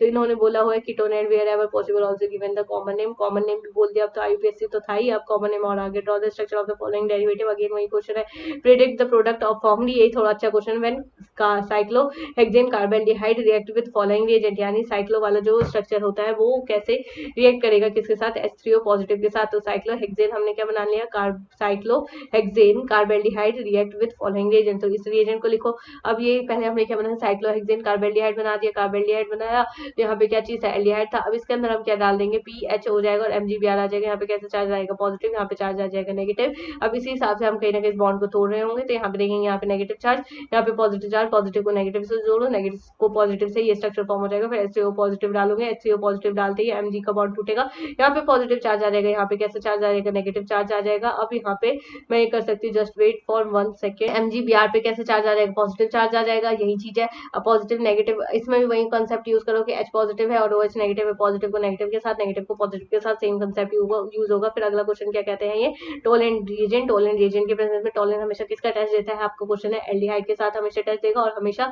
जो एल्डिहाइड है उसको क्या करवा देगा, ऑक्सीडाइज करवा के किसका फॉर्मेशन करता है, एसिड का फॉर्मेशन करता है, दैट इज साइक्लोहेक्सेन हो जाएगा। फिर इन्होंने बोला Ag का लेवल जो होगा, मतलब Ag का क्या हो रहा होगा, मेनली डिपोजिशन हो रहा होता है, इसे हम सिल्वर मिरर टेस्ट भी कह देते हैं। तो यहाँ पे डिपोजिशन हो जाएगा, यहाँ पे अमोनिया निकल रहा होगा, यहाँ पे वाटर तो दे ही रखा है। फिर इन्होंने बोला थर्ड वाला पार्ट जो होता है, जो कि कह रहे हैं सेमी कार्बोजाइड हो जाएगा, वीक एसिड, सेमी कार्बोजाइड और वीक एसिड के साथ, मतलब किस तरीके से मैं इसे कर रही होंगी, तो सेमी कार्बोजाइड मतलब ले लो और फिर उसके अंदर क्या डाल ये रहा सेमी कार्बोजाइड, और थोड़ा सा वीक जो वीक एसिड है उसको भी ले लो, फिर इसके साथ रिएक्शन करवाओ। ये वाला रिएक्शन जो है वो थोड़ा सा इजी सा है, ये वाला आप खुद करके देखना, क्योंकि इसमें NH2 और NH वाला कॉन्सेप्ट है। और अभी मैं इसी मतलब आगे ही बता रही होंगे क्योंकि मेरे को थोड़ा थोड़ा सा याद आ रहा है कि N और H, क्योंकि हमेशा कंफ्यूजन होती है बच्चे को कि इस साइड वाला N लूं कि इस साइड वाला N लूं, तो वो भी अभी मैं आगे बताऊंगी कि कौन सा वाला लेना है और क्यों लेना है, वो अभी हम आगे पढ़ रहे होंगे। फिर आगे जो फोर्थ वाला रिएक्शन वो कहता है कि एक्सेस इथेनॉल एंड एसिड हो जाएगा, ये भी easy reaction, zinc amalgam and dilute hydrochloric acid. एक बार देखते हुए चलते हैं दोनों रिएक्शन को। तो यहाँ पे जो नॉर्मली इथेनॉल दे रखा था ये एक्सेस में दे रखा था, यहाँ पे एल्डिहाइड दे रखा था, इन दोनों को मतलब जो हमारा ऑक्सीजन हो जाएगा, ऑक्सीजन तो वैसे भी डबल बॉन्ड कैरी करके बैठा हुआ है, तो ये किसके साथ फॉर्मेशन कर देगा आपके C2H5 के साथ, मतलब जो हाइड्रोजन होगा उसके साथ निकल जाएगा बाहर की तरफ, और यहाँ पे क्या बन जाएगा C2H5 को बॉन्ड बन जाएगा, फिर इसमें जिंक अमलगम हो जाएगा, जिसे हम क्या कहते हैं क्लेमेंसन रिडक्शन कह रहे थे, क्लेमेंसन रिडक्शन कह देंगे। तो अब इसका क्या होगा, इसका काम क्या है, रिडक्शन, रिडक्शन करने का काम है। तो एल्डिहाइड का बहुत तगड़ा वाला ही रिड्यूसिंग एजेंट होता है, ऑक्सीडाइजिंग एजेंट होता है। तो यहाँ पे क्या बन जाएगा CH3 हो जाएगा। देखो अगर रिडक्शन हो रहा है तो वो क्या होगा, ऑक्सीडाइजेंट हो जाएगा। Which of the following compound will undergo the aldol condensation which the Cannizzaro reaction and which neither right the structure and expected product of the aldol condensation and Cannizzaro reaction. तो एल्डोल कंडेंसेशन रिएक्शन वो दिखाते हैं जिसके पास क्या present होता है, alpha position पे methyl group present होता है, और कैनिजारो रिएक्शन वो दिखाते हैं जिसके अल्फा पोजीशन पे सिर्फ और सिर्फ या तो हाइड्रोजन प्रेजेंट होंगे या फिर कुछ भी नहीं प्रेजेंट होंगे। इस हिसाब से हम कर सकते हैं। देखो अब इस रिएक्शन को तो मैं आपको बता दूंगी, डिफरेंस आप समझ सकते हो कि एल्डोल कंडेंसेशन किसमें लगेगा, कैनिजारो किसमें लगेगा। कैनिजारो में एक ऑक्सीडेशन एक का रिडक्शन, एल्डोल कंडेंसेशन में थोड़ा सा सब्स्टिट्यूशन होता है, एडिशन होता है, इस तरीके से ये रिएक्शन हो रही होती है। मैं थोड़ा सा रिएक्शन की तरफ आती हूँ कि रिएक्शन होगी कैसे। तो अब देखो अगर मैंने मान लो क्या ले रखा है, पहले इन्होंने मिथेनॉल ले रखा था, तो मिथेनॉल पे तो क्या होगा, इसमें तो कोई अल्फा हाइड्रोजन है ही नहीं, अल्फा हाइड्रोजन नहीं है, तो कैनिजारो रिएक्शन होगा। फिर थोड़ा सा बड़ा वाला एक आपका जो वो वाला कंपाउंड है एल्डोल कंडेंसेशन जिसपे अप्लाई हो सके वही वाला रिएक्शन ले लेते हैं। तो सेकंड वाला जो है इस पे आई थिंक जो होगा वो आपका एल्डोल कंडेंसेशन लग जाएगा। क्यों लगेगा, इसका भी रीजन है। देखो हमारा एल्डिहाइड है, एल्डिहाइड के जो अल्फा पोजीशन है दैट इज, और एल्डिहाइड का कौन सा पोजीशन, अल्फा वाला पोजीशन। अब इस अल्फा वाले पोजीशन पे हमें क्या देखने को मिलता है, हाइड्रोजन देखने को मिलता है बस। तो फिर अब हाइड्रोजन देखने को मिलेगा तो इसको क्या कर देंगे हम, सब्स्टिट्यूट कर देंगे। सब्स्टिट्यूट करने के बाद हमारा जो होगा ये स्ट्रक्चर फॉर्म हो जाएगा। अब कैसे सब्स्टिट्यूट हुआ वो समझो। देखो पहले तो इस H पॉजिटिव को अलग से मतलब दिखाओ थोड़ा सा, फिर इसके बाद यहाँ पे हम लिख सकते हैं कि दैट इज और CH3 हो जाएगा, फिर CH2 हो जाएगा, फिर CH2 हो जाएगा, फिर यहाँ पे क्या आ जाएगा C आ जाएगा, फिर यहाँ पे CH3 आ जाएगा, फिर आपको यहाँ पे क्या आ जाएगा, एल्डिहाइड आ जाएगा। फाइन, अब ये चीज तो मैंने लिख दी, यहाँ पे एल्डिहाइड बन गया, यहाँ पे ये बन गया यहाँ, लेकिन अब मैं इस एल्डिहाइड को क्या कर रही होंगी, ब्रेक डाउन कर रही होंगी। इसका हाइड्रोजन जो है वो इसी के पास रहने दो। अब यहाँ पे नेगेटिव चार्ज आएगा, पॉजिटिव चार्ज आ जाएगा, अगेन पॉजिटिव नेगेटिव के बॉन्ड को जोड़ो, और जोड़ने के बाद आपको कहीं ना कहीं ये वाला स्ट्रक्चर बन रहा होगा। ये स्ट्रक्चर एक बार फॉर्म हो जाए तो यही आपको क्या चला जाएगा, आंसर चला जाएगा। इस तरीके से आप दोनों को पहले डिफरेंस निकाल लेना कि दोनों किस तरीके से एक दूसरे से अलग है, फिर उसके बाद आगे का प्रोसेस कर सकते हो। फिर आगे बढ़ेंगे, फिर इन्होंने बोला हुआ है इसी तरीके से सारे क्वेश्चन फॉर्म कर लेंगे। How will you convert ethanol हो जाएगा इनटू द फॉलोइंग कंपाउंड, यानी कि आप इथेनॉल को इन सारे कंपाउंड के अंदर कैसे कन्वर्ट कर सकते हो। तो सबसे पहले आपको इथेनॉल का फॉर्मूला आना चाहिए। इथेनॉल का फॉर्मूला आने के बाद ज्यादातर ध्यान रखना कि जब भी हम रिलेशन बताते हैं अल्कोहल और एल्डिहाइड के बीच में, तो उस केस हम ज्यादातर एल्डोल कंडेंसेशन की एक्शन ही लगाते हैं। तो यहाँ पे भी हम क्या लगा रहे होंगे, सबके अंदर लगभग एल्डोल कंडेंसेशन, क्योंकि हमें एल्डिहाइड से क्या बनाना है, नॉर्मली अल्कोहल बनाना है। तो इस वाले में ये भी होता है कि एल्डोल कंडेंसेशन करने से एक तो हमारा स्टेप अप रिएक्शन है, तो जितने कार्बन चाहे हम उतने लगा सकते हैं। फिर अब इन्होंने भी वही करा, तो सबसे पहले जब हम रिएक्शन करवाते हैं तो हमारे इस चीज का फॉर्मेशन होगा। फिर हमने अब मतलब एल्डिहाइड, अब हमें तो अल्कोहल बनाना था, तो रिड्यूसिंग एजेंट लेना था। यहाँ पे NaBH4 भी ले रखा है, डाइबल H भी ले सकते हैं, लेने को हम दूसरे कंपाउंड भी ले सकते हैं, लेकिन डिपेंड करेगा। यहाँ पे लिथियम एल्यूमिनियम हाइड्राइड भी मैं ले सकती हूँ। तो इस तरीके से ये हो जाएगा। सिमिलरली आपके सारे रिएक्शन हो जाएंगे, बस ये होगा कि किसी किसी रिएक्शन में लास्ट वाला स्टेप डिफरेंट होगा, और लास्ट वाला स्टेप आप अपने मन से डिफरेंट भी रख सकते हो। इवन अगर आप चारों जगह सेम भी लिख के आओगे तब भी आपके मार्क्स कोई काटेगा नहीं। फिर right the structure of the formula and name of the 4 possible aldol condensation product of propanol and butanol in case indicate the nucleophile which is, और इलेक्ट्रोफाइल कौन सा है। तो न्यूक्लियोफाइल कैसा होता है, जिसके ऊपर नेगेटिव चार्ज होता है। इलेक्ट्रोफाइल कैसा होता है, जिसके ऊपर पॉजिटिव चार्ज होता है। तो स्ट्रक्चर फॉर्मूला हमें थोड़ा सा इसका डिफाइन करना है। देखो एल्डोल कंडेंसेशन का प्रोडक्ट पूछ रहे हैं, तो एल्डोल कंडेंसेशन का प्रोडक्ट निकालने का सबसे पहले तरीका मैं एक बार यहाँ पे छोटे छोटे में लिख देती हूँ। अगर मान लो हमारे जो ये प्रोडक्ट है वो थोड़े से अगर डिफरेंट दे रखे, वैसे तो इसमें आई थिंक सेम से ही दे रखे हैं, that is your from propanol and butanol. अच्छा हाँ, अलग अलग दे रखा है, ठीक है ठीक है। तो प्रोपेनॉल है और ब्यूटेनॉल है। तो अगर देखो तो सबसे पहले हमेशा ट्राई करो रिएक्शन करने का, दो प्रोपेनॉल के बीच में पहला रिएक्शन करो, ठीक है। दो प्रोपेनॉल के बीच में रिएक्शन करोगे, दूसरा रिएक्शन जो होता है वो दो ब्यूटेनॉल के बीच में कर सकते हो रिएक्शन, अब 2 ब्यूटेनॉल के बीच में आपने रिएक्शन कर दिया। और जो चौथा रिएक्शन है वो भी आप कर सकते हो, किसके बीच में कर सकते हो, प्रोपेनॉल प्लस में ब्यूटेनॉल के बीच, दोनों के बीच कर सकते हो, ठीक है। बस अब इसमें ये डिफरेंस है कि पहले वाले के केस में मैं न्यूक्लियोफाइल एज अ ब्यूटेनॉल को ले रही हूँ, लेकिन अगर मैं इसका दूसरा केस मतलब चौथा केस बनाऊं तो इसमें प्रोपेनॉल और ब्यूटेनॉल के बीच में ही रिएक्शन होगा। बस डिफरेंस ये होगा कि न्यूक्लियोफाइल इस केस में क्या हो जाएगा, प्रोपेनॉल हो जाएगा, और फिर अगला क्या दे रखा है आपको, ब्यूटेनॉल दे रखा है। इस हिसाब से हम कहीं ना कहीं कर सकते हैं। फिर उन्होंने बोला हुआ है butanol serves both has electrophile and nucleophile, वही वाला कंसेप्ट। ये 4 प्रोडक्ट तो आपके पक्के पक्के है कि बॉन्ड फॉर्म होंगे होंगे, और हम इन्होंने मेंशन नहीं करा, थोड़ा डिटेल में अगर जाऊं तो इसको हम क्या कह देते हैं, क्रॉस एल्डोल रिएक्शन कह देते हैं। अब इसी तरीके से रिएक्शन तो एल्डोल कंडेंसेशन का मैंने आपको बता दिया था। अब प्रोडक्ट आपको फॉर्म करना है और रिएक्शन का रिएक्टेंट भी मैंने बता दिया, तो आप इजीली फॉर्म कर देना। ये ध्यान रखना कि 2 कंपाउंड एक तरीके के, 2 कंपाउंड एक तरीके के, फिर एक को न्यूक्लियोफाइल अलग अलग कर दो, क्योंकि अटैक जो होता है वो हमेशा किसका होता है, न्यूक्लियोफाइल का, that is your negative charge. Move on करेंगे organic compound with molecular formula. This 2,4-DNP test हो जाएगा, reducing tolerant agent and identify that compound. तो देखो अगर 2,4-DNP टेस्ट कोई भी मॉलिक्यूल दे रहा है तो इसका मतलब वो क्या होगा, आपका एल्डिहाइड और कीटोन होगा, इतनी तो पहचान हो गई। अब ये क्या कहता है, N organic compound with molecular formula. This एक ऑर्गेनिक कंपाउंड है जिसका मॉलिक्यूलर फॉर्मूला ये दे रखा है, फॉर्म्स 2,4-DNP टेस्ट। वो जो है वो मॉलिक्यूल जो है वो आपका कौन क्या टेस्ट देता है, 2,4-DNP टेस्ट देता है। यानी ये इस वाले मॉलिक्यूल की बात कर रहे हैं, ये जो है वो आपका 2,4-DNP टेस्ट देता है, यानी इसके पास एल्डिहाइड तो होगा ही होगा। Reduces Tollens agent and undergoes the Cannizzaro reaction, यानी ये टॉलेंट एजेंट को भी रिड्यूस कर देता है। तो एक इधर वाला क्या हो गया, टॉलेंट एजेंट वाला रिएक्शन लिख दिया, और ये जो दूसरा वाला ये कैनिजारो रिएक्शन को भी रिड्यूस कर देता है। इसका मतलब जो इसका अल्फा वाला पोजीशन होगा वो कैसा होने वाला है, अल्फा पे आपके हाइड्रोजन नहीं प्रेजेंट होंगे, ये इसकी प्रायोरिटी हो सकता है। On vigorous oxidation it gives 1,2 benzil carb, जो भी इन्होंने लिखा हुआ है वो ये चीज है, benzene dicarboxylic acid, identify that compound. तो पहले आप इसका आइसोमर बना लेना। आइसोमर बनाने के बाद, क्योंकि हमें फॉर्मूला तो दे रखा है, एक बार आइसोमर बन जाएगा तो आपके अपने आप ये सारे स्टेप बाकी के जितने भी होंगे वो फॉर्म होते जाएंगे। क्वेश्चन लगता है टफ है लेकिन आसान से ही होता है। पहले आइसोमर बनाओ, आइसोमर के बाद जिस तरीके से उन्होंने रिएक्शन मेंशन करा है बिल्कुल उसी तरीके से सॉल्व करो। फिर इन्होंने बोला an organic compound A molecular formula, this was hydrolysed with dilute sulphuric acid carboxylic acid. B C oxidation with chromic acid on dehydration butane, write the equation of the reaction. आप देखो ये वाली reaction आप हो सके तो खुद से ही करो, क्योंकि ऊपर वाला मैंने आपको समझा दिया, और इस तरीके के रिएक्शन जो होते हैं बोर्ड एग्जाम में भी आते हैं। तो ये वाला रिएक्शन उतना टफ नहीं है, इससे ज्यादा टफ तो ऊपर वाला रिएक्शन था।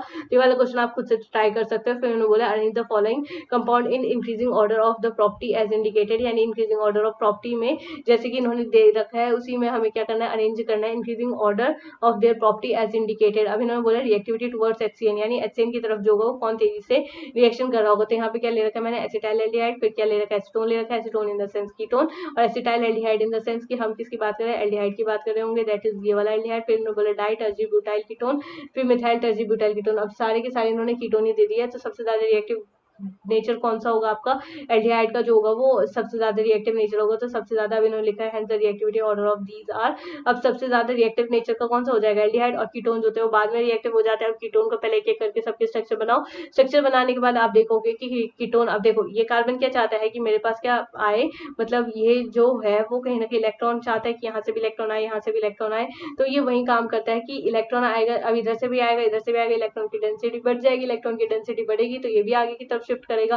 तो इसलिए हमारा जो सेकंड जो बहुत ही ज्यादा रिएक्टिव वाला मॉलिक्यूल हो जाएगा वो आपका एसीटोन हो जाएगा। फिर अगला है मिथाइल टर्जीब्यूटाइल कीटोन, मिथाइल टर्जीब्यूटाइल कीटोन यानी ऑल ओवर तो ब्यूटाइल वाला कंपाउंड 1 2 3 4 4 कार्बन है, और यहाँ पे जो होगा वो मिथाइल वाला कंपाउंड हो जाएगा। लेकिन इस वाले में क्या है, स्टेरिक हिंड्रेंस की वजह से इसका जो रिएक्टिविटी ऑर्डर है HCN की तरफ जो होगा थोड़ा सा कम हो जाएगा, और इसके बाद तो बहुत ही ज्यादा स्टेरिक हिंड्रेंस है तो इसमें तो बहुत ही ज्यादा कम हो जाएगा। फिर इन्होंने बोला है CH3 हो जाएगा, दिस दिस Br। अब इस वाले में थोड़ा सा इन्होंने डिस्टेंस के साथ करा है कि Br का ही दो मतलब हमारे कार्बन के एटम तो सेम रहे लेकिन Br का डिस्टेंस थोड़ा सा अलग कर दिया। इस वाले में CH3 CH2 मतलब इसका 2 मॉलिक्यूल बनाया, CH3 CH2 हो जाएगा, COH हो जाएगा, that is your acidic strength. तो एसिडिक स्ट्रेंथ किसकी ज्यादा होगा, जो तेजी से क्या आपने रिलीज करा होगा, पॉजिटिव आयन। और आपको पता होगा कि जो ब्रोमीन होता है वो कैसे नेचर का होता है, अगर सिंपली मैं चेन में देखूं तो वो वैसे तो इलेक्ट्रॉन वाला एजेंट की तरह एक्ट, कभी कभार मतलब केस डिपेंड करता है कि वो किसकी तरह एक्ट कर रहा है। अगर वो देने की, अब देखो इन्होंने लिखा minus I effect decrease with distance, therefore this is stronger acid than this.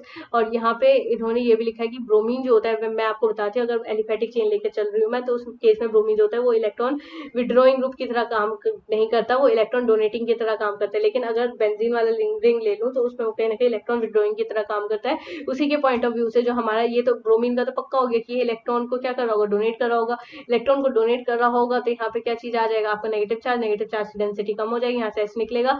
दूसरा वाला भी क्वेश्चन इसी पे बेस्ड हो जाएगा और तीसरा वाला भी इसी पे बेस्ड हो जाएगा। इस तरीके से हम इसे कर सकते हैं। ओवरऑल एसिडिक स्ट्रेंथ बोला हुआ है। फिर थर्ड पार्ट क्या कहते हैं, फिर थर्ड पार्ट ये कहते हैं बेंजोइक एसिड, मतलब इन्होंने नाम दे रखे हैं अलग अलग तरीके के एसिड के, और ये भी एसिडिक स्ट्रेंथ पे सेम क्वेश्चन बेस्ड है, बस थोड़े से मॉलिक्यूल अलग कर दिए, आप खुद से कर लेना। फिर इन्होंने बोला हुआ है कि गिव सिंपल केमिकल टेस्ट हो जाएगा to distinguish between these two compound, propanol है, प्रोपेनॉन है, एक एल्डिहाइड है, एक कीटोन है। किस तरीके से हम इसे डिस्टिंग्विश कर सकते हैं, या तो आप इसमें सिल्वर मिनट टेस्ट कर दो, प्रोपेनॉल दे देगा, प्रोपेनॉन नहीं देगा, या फिर आप इसमें वो वाला टेस्ट कर सकते हो, दैट इज और आयोडोफॉर्म टेस्ट भी कर सकते हो कि प्रोपेनॉन दे देगा ये नहीं देगा, कोई सा भी टेस्ट अपने मन से कर सकते हो। फिर उन्होंने बोला एसिटोफिनॉन एंड बेंजोफिनॉन हो जाएगा। जो एसिटोफिनॉन होता है सबसे पहले तो उसका स्ट्रक्चर पता होना चाहिए, फिर आगे हम कर सकते हैं कुछ, फिर अगला हो जाएगा बेंजोफिनॉन। अब बेंजो वाले फिनॉन का भी हमें क्या पता होना चाहिए, स्ट्रक्चर पता होना चाहिए, अगेन ये भी चीज इंपॉर्टेंट है। अब बेंजो वाले फिनॉन का स्ट्रक्चर जो होता है कुछ इस तरीके से होता है, तो जो हमारा एसिटोफिनॉन है वो तो आपको कौन सा रिएक्शन दे देगा, एसिटोफिनॉन के पास ये टेंडेंसी है कि वो आपकी कौन सी रिएक्शन दे देगा, एल्डिहाइड वाली रिएक्शन, यानी या तो सिल्वर मिलर टेस्ट दे देगा या फिर दूसरी वाली रिएक्शन दे देगा, और बेंजोफिनॉन जो होगा उसके पास कोई टेंडेंसी नहीं है। तो इस तरीके से हम डिस्टिंग्विश कर सकते हैं फिनॉल एंड बेंजोइक एसिड। अब बेंजोइक एसिड जो है उसको हम H2CO3 के साथ रिएक्ट करवा करके डिफरेंशिएट कर सकते हैं, क्योंकि ये तो H2CO3 के साथ रिएक्ट करके COO नेगेटिव वाले कंपाउंड को फॉर्मेशन कर देते हैं, लेकिन फिनॉल जो वो रिएक्ट नहीं करेगा। या फिर हम ये कर सकते हैं कि फिनॉल के लिए ब्रोमीन वाटर टेस्ट करवा लेंगे, और बेंजोइक एसिड के साथ जब करवाएंगे ब्रोमीन वाटर टेस्ट तो वो नहीं देगा। फिर उन्होंने बोला benzoic acid and ethyl benzoate. अब बेंजोइक एसिड और इथाइल बेंजोइट हम कैसे बनाएंगे, तो एसिड है, तो अब इस वाले में तो हमें एसिड दे रखा है और उस वाले में बेंजोइट दे रखा है, और एसिड जो होता है वो किसके साथ रिएक्ट कर सकता है, आपका ये H2CO3 के साथ रिएक्ट कर जाएगा, लेकिन इथाइल बेंजोइट रिएक्ट नहीं करेगा। ऐसे पेंटेन 2 ऑन हो जाएगा, पेंटेन 3 ऑन हो जाएगा। ये तो वैसे भी दो कीटोन के बीच में फॉर्मेशन दे रखा है, तो कीटोन में एक में जो होगा वो आपका आयोडोफॉर्म टेस्ट दे देगा, एक में जो होगा आयोडोफॉर्म नहीं दे देगा, क्योंकि ये 2 ऑन जो है उस वाले में अल्फा हाइड्रोजन प्रेजेंट होंगे, अल्फा मिथाइल प्रेजेंट होगा, इस वाले में अल्फा मिथाइलेटेड ग्रुप ही नहीं प्रेजेंट होगा, बेंजल्डिहाइड एंड एसिटोफिनॉल हो जाएगा। बेंजल्डिहाइड और एसिटोफिनॉल और इथेनॉल प्रोपेनॉल, ये दो एग्जांपल आप खुद से सॉल्व करना आपका हो जाएगा। फिर इन्होंने बोला हुआ एसिटोफिनॉल एंड बेंजोफिनॉल, अब इन्होंने इन्हीं क्वेश्चनों को सॉल्व करा है। फिर ये कहते हैं कि how will you prepare the following compound from benzene, यानी किसी भी बेंजीन से आप इन सारे कंपाउंड को कैसे बनाओगे। ये कन्वर्जन वाली रिएक्शन है, ये तो बच्चों को एकदम अच्छे से याद होता है, और ये कन्वर्जन वाली रिएक्शन मैं आपको इसलिए नहीं करवा रही क्योंकि इसके स्टेप्स जो बुक में रहते हैं वो बच्चे नहीं करते, वो अपना स्टेप करते हैं, और अगर अपना स्टेप से कर रहे हो और आपके क्वेश्चन भी बन रहे हैं तो इसका मतलब आप एकदम राइट पाथ पे हो। तो ये आप एक बार खुद से करना है, क्योंकि अभी मैं ये क्वेश्चन करवाने बैठ गई तो आप यही सोचोगे कि नहीं यही वाले मॉलिक्यूल से करना है जो मैंने बताया है, ऐसा नहीं होगा। आपको जो जो याद आते जा रहे जैसे जैसे रिएक्शन आप वैसे ही कर सकते हो, और ये जो मेनली कन्वर्जन होते हैं वो आपकी प्रैक्टिस पे भी बेस्ड होते हैं कि आपने कितने अच्छे तरीके से क्या किया, प्रैक्टिस किया। How will you bring about the following conversion, again ये कन्वर्जन वाला क्वेश्चन है।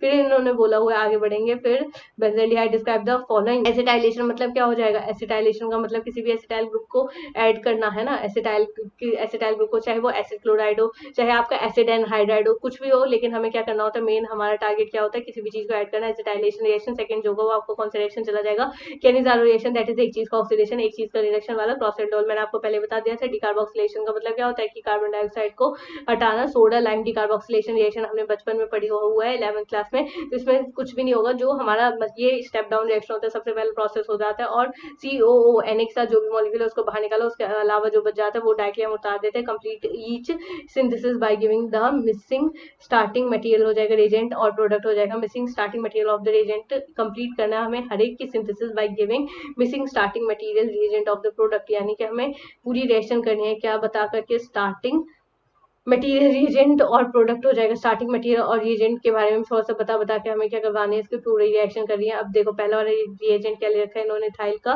बेंजीन ले रखा है। अब इथाइल बेंजीन तो ले लिया, ठीक है। अब इन्होंने इसमें चेंज क्या करा वो देखते हैं कि इथाइल बेंजीन ले लिया, ठीक है, उसमें K1O4 डालो तो किसका फॉर्मेशन हो गया, कूक का फॉर्मेशन हो गया। अब यहाँ पे अच्छा मतलब ये कह रहे हैं कि जितने भी रिएक्शन है उसको सॉल्व करके दिखाओ क्या क्या बन रहा होगा, तो आप एक एक करके ऐसे करके सॉल्व कर लोगे। देखो अब थायनाइल क्लोराइड डाला है तो क्लोराइड डाला तो यहाँ पे किसका फॉर्मेशन हो जाएगा, एसिड क्लोराइड का फॉर्मेशन हो जाएगा, दैट इज थायनॉइल क्लोराइड हो जाएगा। एक एल्डिहाइड दे रखा है, एक आपका कीटोन दे रखा है। फिर इस तरीके से इसने डबल बॉन्ड का फॉर्मेशन कर दिया। अभी आपका वो वाला क्वेश्चन आ रहा है कि N और NH में से हमको कौन सा बॉन्ड लेना है, उस पर भी डिपेंड करेगा। फिर अगला है बेंजीन है, और दूसरा वाला जो होता है वो एसिड क्लोराइड है, उस तरीके से ये वाला भी बॉन्ड फॉर्म हो जाएगा। फिर अगला हो जाएगा टॉलिन रिएजेंट, टॉलिन रिएजेंट भी इसी तरीके का है। साइनोहाइड्रेट वाला भी रिएक्शन, सारे नेमिंग रिएक्शन है, और नेमिंग रिएक्शन तो इस चैप्टर के बच्चों को एकदम टिप्स पे याद होते हैं। ओनली कीटो ग्रुप इज, अब इन्होंने यही वाला क्वेश्चन सेम दिया है। फिर ये कहते हैं कि अभी जितने भी रीजन वाले क्वेश्चन है वो तो मैं आपको सारे प्रैक्टिस करवाऊंगी। साइक्लोहेक्सेन फॉर्म द साइनोहाइड्रिन हो जाएगा in good yield, but 2,6 tri methyl cyclohexane does not, यानी ये तो कुछ भी यील्ड नहीं फॉर्म करता, लेकिन साइनोहाइड्रिन जो होता है वो क्यों फॉर्म कर लेता है। तो साइनोहाइड्रिन का फॉर्म करने का रीजन मेन ये है कि इस केस में अगर मैं मान लो ये वाला साइक्लोहेक्सेनॉन का स्ट्रक्चर बना दूं और साथ में यहाँ पे मैंने ट्राई मिथाइल साइक्लोहेक्सेनॉन का स्ट्रक्चर बनाऊं, तो जो हमारा ये जो है साइनोहाइड्रिन होगा वो इसके साथ रिएक्शन लेकिन नहीं करेगा। मेन रीजन है सबसे पहला स्टेरिक हिंड्रेंस की वजह से, इसमें स्टेरिक हिंड्रेंस पहले वाले स्ट्रक्चर में कम है, तो इसलिए इसके साथ क्या करोगा, आसानी से रिएक्शन कराओगे, यही चीज लिखा हुआ है। फिर अगर सेकंड वाले की बात करूं, they are 2 NH2 group in semi carbazide, only one is involved in formation of the semi carbazone. तो ऐसे क्यों होता है कि सिर्फ एक ही इन्वॉल्व रहता है किसके अंदर, फॉर्मेशन ऑफ सेमी कार्बोजोन के अंदर। तो इसका पहले देखो यहाँ पे तो वैसे रीजन लिखा हुआ है और मैंने मार्क भी करा है, it does not act as a nucleophile. In contrast the lone pair of electron on the other NH2 group हो जाएगा, that is attracted, is not involved in the resonance and hence is available for nucleophile attack on the CO group aldehyde ketone. तो देखो हमारे पास दो side है NH2। अब ये कहता है कि जो कार्बन से डायरेक्टली NH2 सिंगल वाला अटैच है, ये तो हमारे किसमें इन्वॉल्व रहता है, रेजोनेंस में इन्वॉल्व रहता है, और इस साइड भी वाला जो नाइट्रोजन है वो भी रेजोनेंस में इन्वॉल्व रहेगा। लेकिन इसका मेन डिफरेंस ये है कि जो ये NH2 वाला ग्रुप से जिससे भी वो अटैच है, अब वो वाला NH2 वाला ग्रुप क्या करेगा, वो तो मतलब NH2 वाला ग्रुप, ये वाला NH2 जो होगा वो रेजोनेंस में पार्टिसिपेट नहीं करा होगा। जब नहीं करा होगा तो यही वाला रिएक्टिव होगा, यही वाला रिएक्टिव होगा, तो ये बॉन्ड भी कहाँ से फॉर्म करा होगा, यहाँ से फॉर्म करा होगा, क्योंकि ये दो जो है वो किस में इन्वॉल्व है, रेजोनेंस में इन्वॉल्व है। लास्ट वाला पार्ट कहता है during the preparation of ester from carboxylate acid and alcohol in the presence of acid catalyst the water और the ester should be removed as soon as formed. ये वाली बात बिल्कुल सही है, क्योंकि इसलिए हमें रिमूव करना पड़ता है साथ ही साथ, क्योंकि वो रिएक्शन रिवर्स हो जाएगी, और रिवर्स हो जाएगी तो हमारा अगेन क्या मिल रहा होगा, हमें एस्टर ही मिल रहा होगा, बजाय किसके, ये कार्बोक्सिलिक एसिड और इन सब चीजों को फॉर्मेशन करे। ये क्वेश्चन इंपॉर्टेंट नहीं है, क्योंकि ये जो क्वेश्चन है वो मोल कंसेप्ट से रिलेटेड है, जो कि हम क्लास 11th में पढ़ते हैं। फिर ये कहता है all the has more number of resonating structure than carboxylate ion, हो जाएगा स्ट्रॉन्गर देन फिनॉल। फिर भी जो कार्बोक्सिलेट आयन जो है वो क्यों ज्यादा स्ट्रॉन्गर है उसके कंपैरिजन में, तो वो समझो। पहली बात तो कार्बोक्सिलेट आयन के अंदर हमें दूर से क्या नजर आ रहा है, 2 ऑक्सीजन नजर आ रहा है, और अगर नेगेटिव चार्ज भी आएगा तो इन्हीं 2 ऑक्सीजन में आएगा, ज्यादा तो रिवॉल्व नहीं कर पाएगा। लेकिन फिनॉक्साइड के केस में इसका कॉन्जुगेशन पूरे स्ट्रक्चर के अंदर होता है, और जब पूरे स्ट्रक्चर के अंदर होता है तो ऑक्सीजन पे जो नेगेटिव चार्ज होता है उसकी अवेलेबिलिटी क्या हो जाती है, कम हो जाती है। इसलिए इसका ये भी एक रीजन चला जाएगा कि वो ज्यादा होता है और ये कम क्यों होता है। फिर इन्होंने बोला है IUPAC name of the compound classified primary secondary tertiary amine. अब इसी तरीके से हम किस वाले चैप्टर पे आ चुके हैं, अपने अमीन वाले चैप्टर पे। ये भी चैप्टर इंपॉर्टेंट है, हमने 2 चैप्टर एकदम कंप्लीट कर लिए हैं आपके NCERT line by line series से। अब हम कहीं ना कहीं पढ़ रहे होंगे कि आपका जो अमीन वाला चैप्टर है उसे, अब देखो पहले वाला पहला नाम तो पहला क्वेश्चन ही इनका क्या काम रहता है कि हमें क्या देना होता है, आईयूपीएसी नेम देना होता है, तो इन्होंने आईयूपीएसी नेम दे रखा। अब देखो सेकंड क्वेश्चन पे थोड़ा अच्छा क्वेश्चन दे रखा है, गिव वन केमिकल टेस्ट हो जाएगा to distinguish between the following pair of the compound. अब इन दोनों कंपाउंड को अगर मैं डिस्टिंग्विश करूं तो कौन कौन सा नाम लेके चलूंगी, तो देखो यहाँ पे लिखा हुआ है मिथाइल अमीन, यहाँ पे लिखा हुआ है डाइमिथाइल अमीन ही लिखा हुआ है। तो मिथाइल अमीन हमें पता है कि 1 डिग्री का है, 1 डिग्री का है, तो ये क्या दे देगा आपका साइनाइड टेस्ट दे देगा। लेकिन डाइमिथाइल अमीन जो होगा वो नहीं देगा साइनाइड टेस्ट। हमेशा रिमेंबर रखना कि चाहे वो 1 डिग्री वाला एलिफेटिक हो, चाहे वो 1 डिग्री वाला एरोमेटिक हो, यही दोनों देते हैं और कोई नहीं देगा। या फिर आप मिथाइल अमीन का ये भी कर सकते थे कि आप एजो डाई टेस्ट भी लगा सकते थे। एजो डाई टेस्ट भी जो होता है वो 1 डिग्री वाला ही कंपाउंड देता है, 1 डिग्री वाला चाहे एलिफेटिक देगा, 1 डिग्री वाला एरोमेटिक देगा। बस उसमें डिफरेंस ये होता है कि दोनों का प्रोडक्ट जो होता है वो अलग अलग बनता है। आप सेकेंडरी और टर्शरी वाले में तो 110% आप क्या लगा सकते हो, सेकेंडरी वाला जो होगा वो आपका हाइजेनबर्ग टेस्ट दे देगा और वो भी इनसॉल्युबल कंपाउंड फॉर्म करेगा, और टर्शरी वाला जो होगा वो आपका नहीं देगा। टर्शरी वाला किस चीज का फॉर्मेशन कर रहा होगा आपका, जो वो बिल्कुल बिल्कुल ही रिएक्शन ही नहीं करेगा। आई थिंक ये होता है। फिर उन्होंने बोला इथाइल अमाइन हो जाएगा और एनिलीन हो जाएगा। एक तो आपका क्या दे रखा है, एनिलीन दे रखा है, एक क्या दे रखा है, इथाइल अमाइन दे रखा है। तो अब अगर इथाइल अमाइन की मैं बात करूं तो इथाइल अमाइन से मेरे को क्या चीज रिमेंबर आता है कि हाँ पढ़ा तो था इथाइल अमाइन, लेकिन इथाइल अमाइन से मेरे को ये पता लगता है कि इथाइल अमाइन जो होता है वो 1 डिग्री का होता है, एलिफेटिक 1 डिग्री का एरोमेटिक। तो अगर मैं इसका रिएक्शन करवाऊं किसके साथ, आपके एजोडाई टेस्ट के साथ, तो एजोडाई टेस्ट के साथ ये चीज होगी वो पॉसिबल तो होगी, लेकिन कैसे होगी वो देख। ये देखो थर्ड वाला है, इन्होंने एजोडाई टेस्ट करवाया, यहाँ पे एजोडाई टेस्ट में कर रखा है। अब एजोडाई टेस्ट भी इन्होंने ऐसे तरीके से करा हुआ है कि एक में तो इसका क्या हो जाएगा, हमें पता है कि जो अगर मान लो एलिफेटिक वाली चेन ले रही हूँ तो एल्कोहल बनेगा, और लेकिन अगर एरोमेटिक वाली चेन ले रही हूँ तो फिर किसका फॉर्मेशन हो जाएगा, HNO2 का फॉर्मेशन हो जाएगा। फिर इसके आगे पढ़ेंगे तो इसका आगे दे रखा है हमें secondary and tertiary amine, ethyl amine and aniline हो जाएगा। एनिलीन एंड बेंजाइल अमीन दे रखा है, एनिलीन और बेंजाइल अमीन ये 1 डिग्री वाला, ये NH2 के साथ डायरेक्टली बेंजीन वाला ग्रुप जुड़ा होगा, इसमें बेंजाइल वाला अमाइन दे रखा है, तो इस वाले में एलिफेटिक। इसमें आप वैसे करने को तो आपका मेनली आप साइनाइड टेस्ट यहाँ पे कर सकते हो। इन्होंने कौन सा करा है, लेट अस सी, इन्होंने आई थिंक एजोडाई टेस्ट करा है, वैसे साइनाइड भी कर सकते हैं। फिर इन्होंने बोले लेकिन साइनाइड से थोड़ा सा आपको मुश्किल पड़ेगा क्योंकि रिएक्शन उसमें ज्यादा करके दिखानी पड़ेगी। फिर अगला एनिलीन और एनमिथाइल एनिलीन, ये आप कमेंट में बताओ ये किस तरीके से करोगे। फिर इन्होंने बोला हुआ है अकाउंट द फॉलोइंग। अभी देखो जितने भी पार्ट है मैं आपको ये पार्ट क्लियर कर रही हूँ क्योंकि ये भी एक जो हमारे बोर्ड है उसका एक मतलब फेवरेट क्वेश्चन है कि pKb of aniline is more than that of the methylamine, यानी पीकेबी इन द सेंस, अब देखो पीकेबी का नाम याद आया तो केबी की मैं बात करती हूँ, यानी केबी जो होगा वो एनिलीन का कम होगा किसके कंपैरिजन, मिथाइलामीन के कंपैरिजन में। तो अगर मैं केबी की बात करूँ तो बेसिक नेचर होता है, दैट इज और NH2। तो इसमें क्या होता है कि जो आपका इलेक्ट्रॉन होता है वो क्या होता रहता है, डीलोकलाइज होता रहेगा, कभी इधर जाएगा कभी इधर जाएगा, कहीं एक जगह तो वो टिका नहीं हुआ, इधर उधर मूव कर रहा है। अगर यहाँ पे रहता तो हाँ ये मैं कहती कि ज्यादा बेसिक करेक्टर है। लेकिन अगर मैं इसके केस में देखूं, आपके मिथाइलामीन के केस में देखूं, तो मिथाइलामीन के केस में क्या होता है कि ये इलेक्ट्रॉन जो है वो एक जगह सेटल है, कोई मूवमेंट नहीं, कोई कुछ नहीं, और यहाँ से भी ऐसे क्या कर रहा है, इलेक्ट्रॉन डोनेट कर रहा है। तो इसलिए इसका केबी का नेचर क्या होगा, ज्यादा होगा, और इसका केबी का नेचर क्या होगा, कम होगा। केबी का नेचर कम होगा तो पीकेबी का नेचर कैसा होगा, अपने आप ज्यादा होने लगेगा इस एनिलीन के लिए। यही चीज है। फिर इन्होंने बोला tyramine is soluble in water whereas aniline is not. Ethylamine जो होता है वो तो वाटर के अंदर सॉल्युबल हो जाता है, जबकि एनिलीन नहीं होता है। रीजन ये है कि जो इथाइलामीन है, पहली बात तो वो एलिफेटिक चेन है, एलिफेटिक चेन है तो अच्छा खासा वाटर के साथ क्या फॉर्म कर सकता है, हाइड्रोजन बॉन्ड फॉर्म कर सकते हैं। लेकिन एनिलीन के अंदर क्या होता है कि वो एकदम बंद सा स्ट्रक्चर है। अब जब बंद सा स्ट्रक्चर है तो उसको बॉन्ड फॉर्म करने में क्या होगी, दिक्कत होगी, और उसमें इलेक्ट्रॉन क्या होते रहते हैं, डीलोकलाइज्ड होते रहते, डीलोकलाइज्ड होते रहते, तो वो फिर कहाँ से बॉन्ड फॉर्म करेगा। फिर मैं बोला methylamine in water reacts with ferric chloride to precipitate hydrated ferric oxide. तो थर्ड वाला पॉइंट पढ़ेंगे तो ये वही बोल रहे कि मिथाइलामाइन लेके उसमें मैंने वाटर डाले, वाटर डालने के बाद मेरे इस चीज का फॉर्मेशन हुआ। और फिर अगर मैं इसका जो OH नेगेटिव है उसको, अगर पहले तो आयरन का भी मैंने ऑक्सीडेशन करवा दिया उन्होंने कहा था, फिर आयरन के अंदर अगर 6 OH वाले मॉलिक्यूल को डालती हूँ तो यहाँ पे मेरा हाइड्रेटिक फेरिक ऑक्साइड बनता है, जिसको मैं ये ऐसे भी लिख सकती हूँ या फिर ऐसे भी लिख सकती हूँ, डिपेंड करेगा। लेकिन ये रिएक्शन नहीं आएगी क्योंकि ऑर्गेनिक केमिस्ट्री में तो नहीं आ सकती है। फिर उन्होंने बोला हुआ है although amino group is ortho and para directing in aromatic compound, लेकिन वो फिर मेटा वाला क्यों फॉर्मेशन करते हैं। तो मेटा वाला फॉर्मेशन करने का सबसे पहला रीजन ये है कि जो NH2 ग्रुप प्रेजेंट होता है एनिलीन के ऊपर, उसको थोड़ा सा प्रोटेक्शन की जरूरत है, उसको थोड़ा सा एनिलीनियम आयन के फॉर्मेशन की जरूरत है। और एक बार जब एनिलीनियम आयन का फॉर्मेशन हो जाता है तो फिर वो ज्यादातर मेटा वाला ही पोजीशन का बनाता है। मेन हमारा मोटो ये था कि हमें इस NH2 वाले ग्रुप को सेव करना है। अब सेव कैसे करूंगी मैं, इसके ऊपर पॉजिटिव चार्ज, क्योंकि अगर नेगेटिव चार्ज होगा तो इस पर कोई भी अटैक कर सकता है, लेकिन अगर पॉजिटिव चार्ज होगा तो ये मतलब कोई भी इस पे ढंग से मतलब आसानी से अटैच नहीं कर सकता है, और ये थोड़ा सा एनिलीनियम आयन भी बन जाएगा और मेटा वाला प्रोडक्ट भी बन जाएगा। Aniline does not undergo the Friedel craft reaction. Aniline का कैसे नेचर दे रखा है आपको, बेसिक नेचर दे रखा है, और फ्रीडल क्राफ्ट कैसे दे रखा है, एसिडिक, बेसिक और एसिड मिलकर के क्या बना देंगे, सॉल्ट बना देंगे।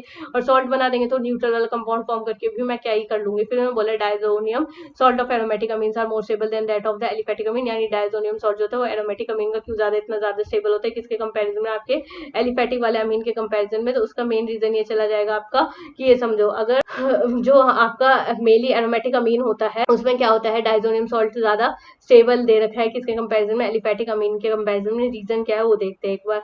6th वाला क्वेश्चन है ना, नाइट्रेशन हो जाएगा, HNO3 हो जाएगा, HNO2 हो जाएगा, जस्ट वेटी वाला तो कर दिया। फिर इन्होंने बोला हुआ है क्योंकि अब डाइजोनियम सॉल्ट जो होता है उसमें क्या हो रहा होता है, डिस्पर्सन, मतलब इसमें भी वही नेम होगा, मतलब जो हमारा इलेक्ट्रॉन होता है वो इधर उधर मूव करता रहता है। रेजोनेंस की प्रॉपर्टी शो करता है पॉजिटिव चार्ज ऑन द बेंजीनिंग हो जाएगा एज सोन, यानी बेंजीन पे कैसे चार्ज आ जाता है, पॉजिटिव चार्ज आ जाता है। तो जब भी तो हम जो अभी तो चलो यहाँ पे डाइजोनियम सॉल्ट का उतना डिटेल में नहीं पढ़े, जब हमने फर्स्ट चैप्टर पढ़ा था हेलोएल्केन वाले में तो उसमें हमने पढ़ा था कि यहाँ पे किसका फॉर्मेशन होता है, चाहे ब्रोमोबेंजीन का फॉर्म हो रहा है, क्लोरोबेंजीन का फॉर्मेशन हो रहा है। तो क्लोरो और ब्रोमीन कैसा नेचर का, नेगेटिव नेचर का, तो जब भी ज्यादा पॉजिटिव नेचर का होगा तभी तो अटैक ले ही पाएगा। तो ये कहीं ना कहीं इसका मेन रीजन चला जाएगा। जबकि उसके अंदर जो अगर मान लो मैं यही वाला NH2 ग्रुप जो होता है वो एलिफेटिक के केस में ले लूं तो उस वाले में भी रिएक्शन होगी, लेकिन उस वाले में क्या चीज मेंटेन होगा, इधर वाला हमेशा क्या दे रहा होगा, इलेक्ट्रॉन दे रहा होगा, इलेक्ट्रॉन दे रहा होगा तो इलेक्ट्रॉन की टेंडेंसी बढ़ेगी। और अगर मैं फिर किसी न्यूक्लियोफाइल को लाती, ब्रोमीन को या आयोडीन को या किसी भी चीज को, तो फिर वो कहीं ना कहीं क्या करेंगे, एक बार रिपेल करेंगे। फिर ये गेब्रियल थैलामाइड का क्वेश्चन क्या है, ये कहते हैं Gabriel phthalimide synthesise preferred for synthesising the primary amine. हाँ बिल्कुल होता है, क्योंकि एक तो पहली बात गेब्रियल थैलामाइड रिएक्शन जो होता है वो एकदम प्योर फॉर्म देता है, प्योर फॉर्म देता है तो रिएक्शन करवाना प्राइमरी और सेकेंडरी वाला जो होता है वो थोड़ा सा कॉम्प्लेक्सिटी लेके आता है, स्टेरिक हिंडेंस लेके आता है। इसका भी यही वाले ऑप्शन चले जाएंगे। फिर इन्होंने बोला डिक्रीजिंग ऑर्डर ऑफ पीके। अब डिक्रीजिंग ऑर्डर ऑफ पीके वाली वैल्यू बोला है, अब पीके बोला है या फिर पीकेबी बोला है, आई थिंक इन्होंने decreasing order of basic strength ही बोला है। तो बेसिक स्ट्रेंथ का मतलब क्या होता है कि हमारा NH2 के ऊपर ढेर सारे क्या प्रेजेंट होने चाहिए, इलेक्ट्रॉन, और इलेक्ट्रॉन प्रेजेंट करवाने के लिए उसको देने वाले भी बहुत सारे लोग होने चाहिए। तो यहाँ पे मैंने यही वाला क्वेश्चन करा हुआ है। तो यहाँ पे देखो यहाँ पे 2 ने डोनेट करा, यहाँ पे 3 ने डोनेट करा और फिर ये, लेकिन ये जो होगा, ये जो ऑर्डर मैंने बताया है वो किसके अंदर आपको बताया, वाटर के अंदर बताया। ये आई थिंक अब इन्होंने तो मेंशन नहीं करा, अगर एग्जाम में आया तो आपको मेंशन होगा कि ये मेनली गैस के बारे में बोल रहे हैं या फिर वाटर के बारे में। ये तो मेनली वाटर में ही ये वाला स्ट्रक्चर हो जाएगा, क्योंकि वाटर में इथाइल का हमने पढ़े हैं हम कि इथाइल होता है वो स्टॉप वाले पे बेस है, सेकेंडरी, टर्जरी, फिर आपका प्राइमरी वाला स्ट्रक्चर ऐसे करके होता है। लेकिन गैसेस वाले मॉलिक्यूल के अंदर कंसेप्ट अलग होता है। उसमें क्या होता है कि जो आपके इलेक्ट्रॉन मतलब कितने आपके डोनर एटम कितने हैं उस हिसाब से हम कहीं ना कहीं देख रहे होते हैं। फिर इन्होंने बोला अगला on increasing order of basic strength, इसको भी बेसिक स्ट्रेंथ के ही ऑर्डर में अरेंज करना है, बिल्कुल सेम पिछले वाले क्वेश्चन की तरह। Basic strength in the sense कि कितने ज्यादा नेगेटिव चार्ज, नेगेटिव इलेक्ट्रॉन की डेंसिटी है नाइट्रोजन के ऊपर, जितनी ज्यादा डेंसिटी वो उतना ज्यादा नेगेटिव होगा। और कुछ भी ना मेंशन हो तो आप एक नॉर्मल ट्रेंड लेके चलना है, ऐसे नहीं कि आप वाटर वाले ही रट के आओ। वाटर वाले के लिए वो स्पेशली मेंशन करके देंगे कि हाँ वाटर वाला देने increasing order of basic strength, basic strength वाला ऑर्डर पूछा हुआ है। इस वाले में वही होगा कि नाइट्रोजन पे क्या चल रहा है, आपको इलेक्ट्रॉन की डेंसिटी यही वाली चीज सेम फॉलो कर रहे होगे in decreasing order of basic strength in the gas phase. अब इन्होंने गैस फेज मेंशन करा है तो ये वाला क्वेश्चन थोड़ा सा इंपॉर्टेंट है। गैस फेज करा है तो इस वाले में भी वैसे गैस फेज के ट्रेंड में तो जो नॉर्मल ट्रेंड आप फॉलो करते हैं वही होगा। अब देखो यहाँ पे अगर मैं फोर्थ ये वाला कौन सा स्ट्रक्चर दे रखा है, ये फोर्थ दे रखा है, तो देखो इस वाले में गैसेस वाले में सबसे ज्यादा स्ट्रेंथ किसका होगा, नाइट्रोजन, क्योंकि इसमें ज्यादा डोनर आइटम है, इसमें 2 है इसमें 1 है, तो सबसे ज्यादा किसका होगा, ये तीसरे वाले का होगा। लेकिन अगर मैं यही वाला जो होता है वो आपसे क्या पूछती, अगर मैं वाटर वाले में पूछती तो उस वाले में आप क्या लगाते हैं, स्टॉप वाला कॉन्फिगरेशन लगाते हैं इन increasing order of boiling point. Boiling point increase होने का मतलब ये होता है कि वो वाला मॉलिक्यूल जो होता है वो भी, मतलब बॉइलिंग पॉइंट किसी भी चीज का अगर इंक्रीज हो रहा है तो इसका मतलब ये होगा कि उसको देने वाले कितने इलेक्ट्रॉन, जितने ज्यादा इलेक्ट्रॉन देने वाले होंगे उसका बॉइलिंग पॉइंट उतना ज्यादा होगा। और हमें पता है कि अल्कोहल का बॉइलिंग पॉइंट तो सबसे ज्यादा होता है। फिर इस वाले में है हमारे C2H3 और इस वाले में CH3 वो वाला है, तो हमारा C2H5 जो होगा उसका ज्यादा होगा। क्यों ज्यादा होगा, इसलिए ज्यादा होगा क्योंकि हमारा N जो है वो इसमें डायरेक्टली अटैच है। और यहाँ पे थोड़ी सी कॉम्प्लेक्सिटी, स्टेरिक हिंड्रेंस वाली चीज जो होती है वो ज्यादा बढ़ रही है, ज्यादा बढ़ रही है तो दिक्कत होगी रिएक्शन करवाने में, लेकिन इस वाले में तो नहीं बढ़ रही, तो इसलिए इसकी ज्यादा होगी। फिर उन्होंने बोला on increasing order of solubility in water. Solubility से मतलब क्या हो जाता है कि हमारा लास्ट वाला, मतलब जो पीछे चेन जो लग रखी है वो कितनी बड़ी है या फिर कितनी छोटी है, उस हिसाब से हम कर सकते हैं। सॉल्युबिलिटी इन वाटर उसकी ज्यादा होगी जो जितने ज्यादा इलेक्ट्रॉन डोनेट कर रहा होगा, तो इलेक्ट्रॉन डोनेट करने वाला एलिमेंट जो भी इन समय से ज्यादा होगा, जिसके पास टेंडेंसी होगी वही होगा। फिर आगे मूव ऑन करेंगे। फिर उन्होंने बोला हाउ विल यू कन्वर्ट, फिर अगेन कन्वर्जन आगे। कन्वर्जन आप एक बार खुद से ही ट्राई करना, क्योंकि कन्वर्जन के अगर क्वेश्चन मैंने करवाया तो कोई दिक्कत नहीं है, मैं किसी और तरीके से करूंगी, इस बुक में किसी और तरीके से हो रखा है और आप किसी और तरीके से करोगे तो कंफ्यूज हो जाओगे। तो ये क्वेश्चन आप खुद ही ट्राई करना। Describe the method of identification of primary, secondary and tertiary amines, also write the chemical equation of the following reaction। तो डिफरेंशिएट करने के लिए क्या, अगर नाइट्रोजन के साथ डायरेक्टली एक कार्बन अटैच है तो प्राइमरी हो जाएगा, नाइट्रोजन के साथ अगर डायरेक्टली 2 अटैच है तो सेकेंडरी, और 3 अटैच है तो टर्जरी हो जाएगा। Right the short notes on the following. ये अगेन आपकी नेमिंग रिएक्शन है, ये नेमिंग रिएक्शन आपने पढ़ी होगी और आपको याद भी होगी। मूव ऑन करेंगे। फिर अगला जो होता है वो इन्होंने बोला accomplish the following conversion. Again conversion दे रखे, कन्वर्जन के क्वेश्चन आप एक बार अच्छे से करके चले जाना है क्योंकि ये पूछते हैं। फिर इन्होंने बोला है कि given the structure ABC and D, ये वाला क्वेश्चन एक बार करके ट्राई करके देखते हैं। 1-2 मतलब मैं इसके 2-3 पार्ट करवा दूंगी और लास्ट के आप खुद से ट्राई करना, क्योंकि जितने कलम आप अपने हाथों से चलाओगे वो उतना बेनिफिट होगा और आपको उतने अच्छे से समझ भी आएगा। जितनी गलतियां करोगे उतने अच्छे से आपको समझ आएगा। अब NaCN में डाल रही हूँ तो NaCN का वैसे भी क्या अटैच हो जाएगा, साइनाइड अटैच हो जाएगा, डायरेक्टली रिएक्शन है। अब इसमें अगर मैंने OH डाल दिया तो OH डालने पे क्या होगा, इसका पार्शियल हाइड्रोलिसिस होता है और हमेशा पार्शियल हाइड्रोलिसिस होता है तो हमेशा ध्यान रखना किसका फॉर्मेशन होता है, अमाइड का फॉर्मेशन होता है। तो यहाँ पे क्या बन जाएगा, अमाइड बन जाएगा। इसमें NaBOR2 डालना है तो इसमें C डबल बॉन्ड हो जाएगा, वो हट जाएगा और इथेन अमीन का फॉर्मेशन हो जाएगा। इसको हम क्या कहते हैं, हॉफमैन ब्रोमाइड का रिएक्शन। फिर अगला हो जाएगा C6H5 N2Cl हो जाएगा, कॉपर साइनाइड डाल रही हूँ तो यहाँ पे भी साइनाइड का फॉर्मेशन हो जाएगा। फिर इसमें हाइड्रोलिसिस करवा रही हूँ। हाइड्रोलिसिस करवाने के लिए यहाँ पे जो है वो थोड़ी सी स्ट्रॉन्ग हाइड्रोलिसिस है। इस हाइड्रोलिसिस और उस हाइड्रोलिसिस में डिफरेंस ये था कि इसमें मैंने कोई सा H पॉजिटिव नहीं ले रखा था, लेकिन यहाँ पे ले रखा है, यहाँ पे ले रखा है, तो भी वो स्ट्रॉन्ग हाइड्रोलिसिस की कैटेगरी में ही आएगा। लेकिन अगर मैं यहाँ पे OH नेगेटिव ले लेती तब भी वो स्ट्रॉन्ग हाइड्रोलिसिस की कैटेगरी में ही आता। फिर अगला हो जाएगा NH3 का फॉर्मेशन हो जाएगा, तो फिर एक किसका फॉर्मेशन हो जाएगा, C डबल बॉन्ड हो जाएगा, NH4 का फॉर्मेशन हो जाएगा। उसको गर्म करूंगी तो किसका फॉर्मेशन हो जाएगा, दैट इज और बेंजामाइड का फॉर्मेशन हो जाएगा। फिर अगला CH3 CH2 Br हो जाएगा, उसमें KCN डाल रही है तो किसका फॉर्मेशन हो जाएगा, CH3 CH2। ये वही वाली रिएक्शन है, बिल्कुल सेम टू सेम रिएक्शन है। बाकी रिएक्शन आप खुद प्रैक्टिस करना। फिर अगला ये वाला क्वेश्चन क्या कहता है, an aromatic compound A on treatment with aqueous ammonia, यानी कोई सा कंपाउंड था, यहाँ पे हमारे पास कोई सा कंपाउंड था A। देखो ये वाला जो कंपाउंड है ये मैंने वैसे ऊपर लिखा हुआ है, लेकिन मैं अगर मैं आपकी तरह हूँ और अभी कुछ नहीं लिखा है तो समझो पहले स्टेटमेंट के हिसाब से कैसे करेंगे, और स्टेटमेंट ना समझ आए तो पीछे से पढ़ना चालू करो। तो एक को मैं ट्रीटमेंट कर रही हूँ विद एक्वस अमोनिया, तो मैंने क्या करा, एक का ट्रीटमेंट करा किसके साथ, अमोनिया के साथ, and heating forms compound B, और मतलब अमोनिया के साथ एक करवा दिया, फिर इसको गर्म करा, हीटिंग फॉर्म करता है हमारा कंपाउंड बी। ठीक है, बढ़िया बात है। फिर उन्होंने बोला which on heating with bromine, यानी जो बी कंपाउंड फॉर्म हुआ है इसको अगर मैं Br2 और KOH के साथ हीट करूंगी तो हमारा मॉलिक्यूलर फॉर्मूला C वाला कंपाउंड फॉर्म होगा, जो कि इन्होंने दे रखा है। Write the structure of and IPC name of the compound A B and C। हमें A B और C का हमें थोड़ा सा स्ट्रक्चर लिखना है। A B और C का स्ट्रक्चर लिखने से पहले आप ऐसे कर सकते हो कि हमारा जो एक किसी का भी इन्होंने इलेक्ट्रॉनिक कॉन्फ़िगरेशन दे रखा है तो इन्होंने दे रखा है सी वाले स्ट्रक्चर का, तो बस अब सी वाला स्ट्रक्चर बन गया, फिर एक स्टेप करके पीछे चलते जाओ, पीछे चलोगे तो आपका रिएक्शन वही हो जाएगा, कंप्लीट द फॉलोइंग रिएक्शन। ये भी उसी वाले पे बेस्ड है, कन्वर्जन पे बेस्ड है। मेनली अमीन तक आते आते तो हम कन्वर्जन पे से ही डील करते हैं। Why can not aromatic primary Amin be prepared by the Gabriel helices, तो अब ऐसा क्यों नहीं होता कि जो हमारा 1 डिग्री वाला अमीन ही क्यों बनता है, तो ये चीज लिखा होगा। देखो सबसे पहले तो इसका मेन रीजन आप लिख करके आ सकते हो स्टैटिक हिंड्रेंस की वजह से। दूसरा रीजन जैसे कि इन्होंने स्ट्रक्चर में बताया कि चलो मान लो कि मैंने ये रिएक्शन करवा दिया, यहाँ पे आर वाला ग्रुप जो होता है वो आपका अराइल वाला ग्रुप था, ये तो मतलब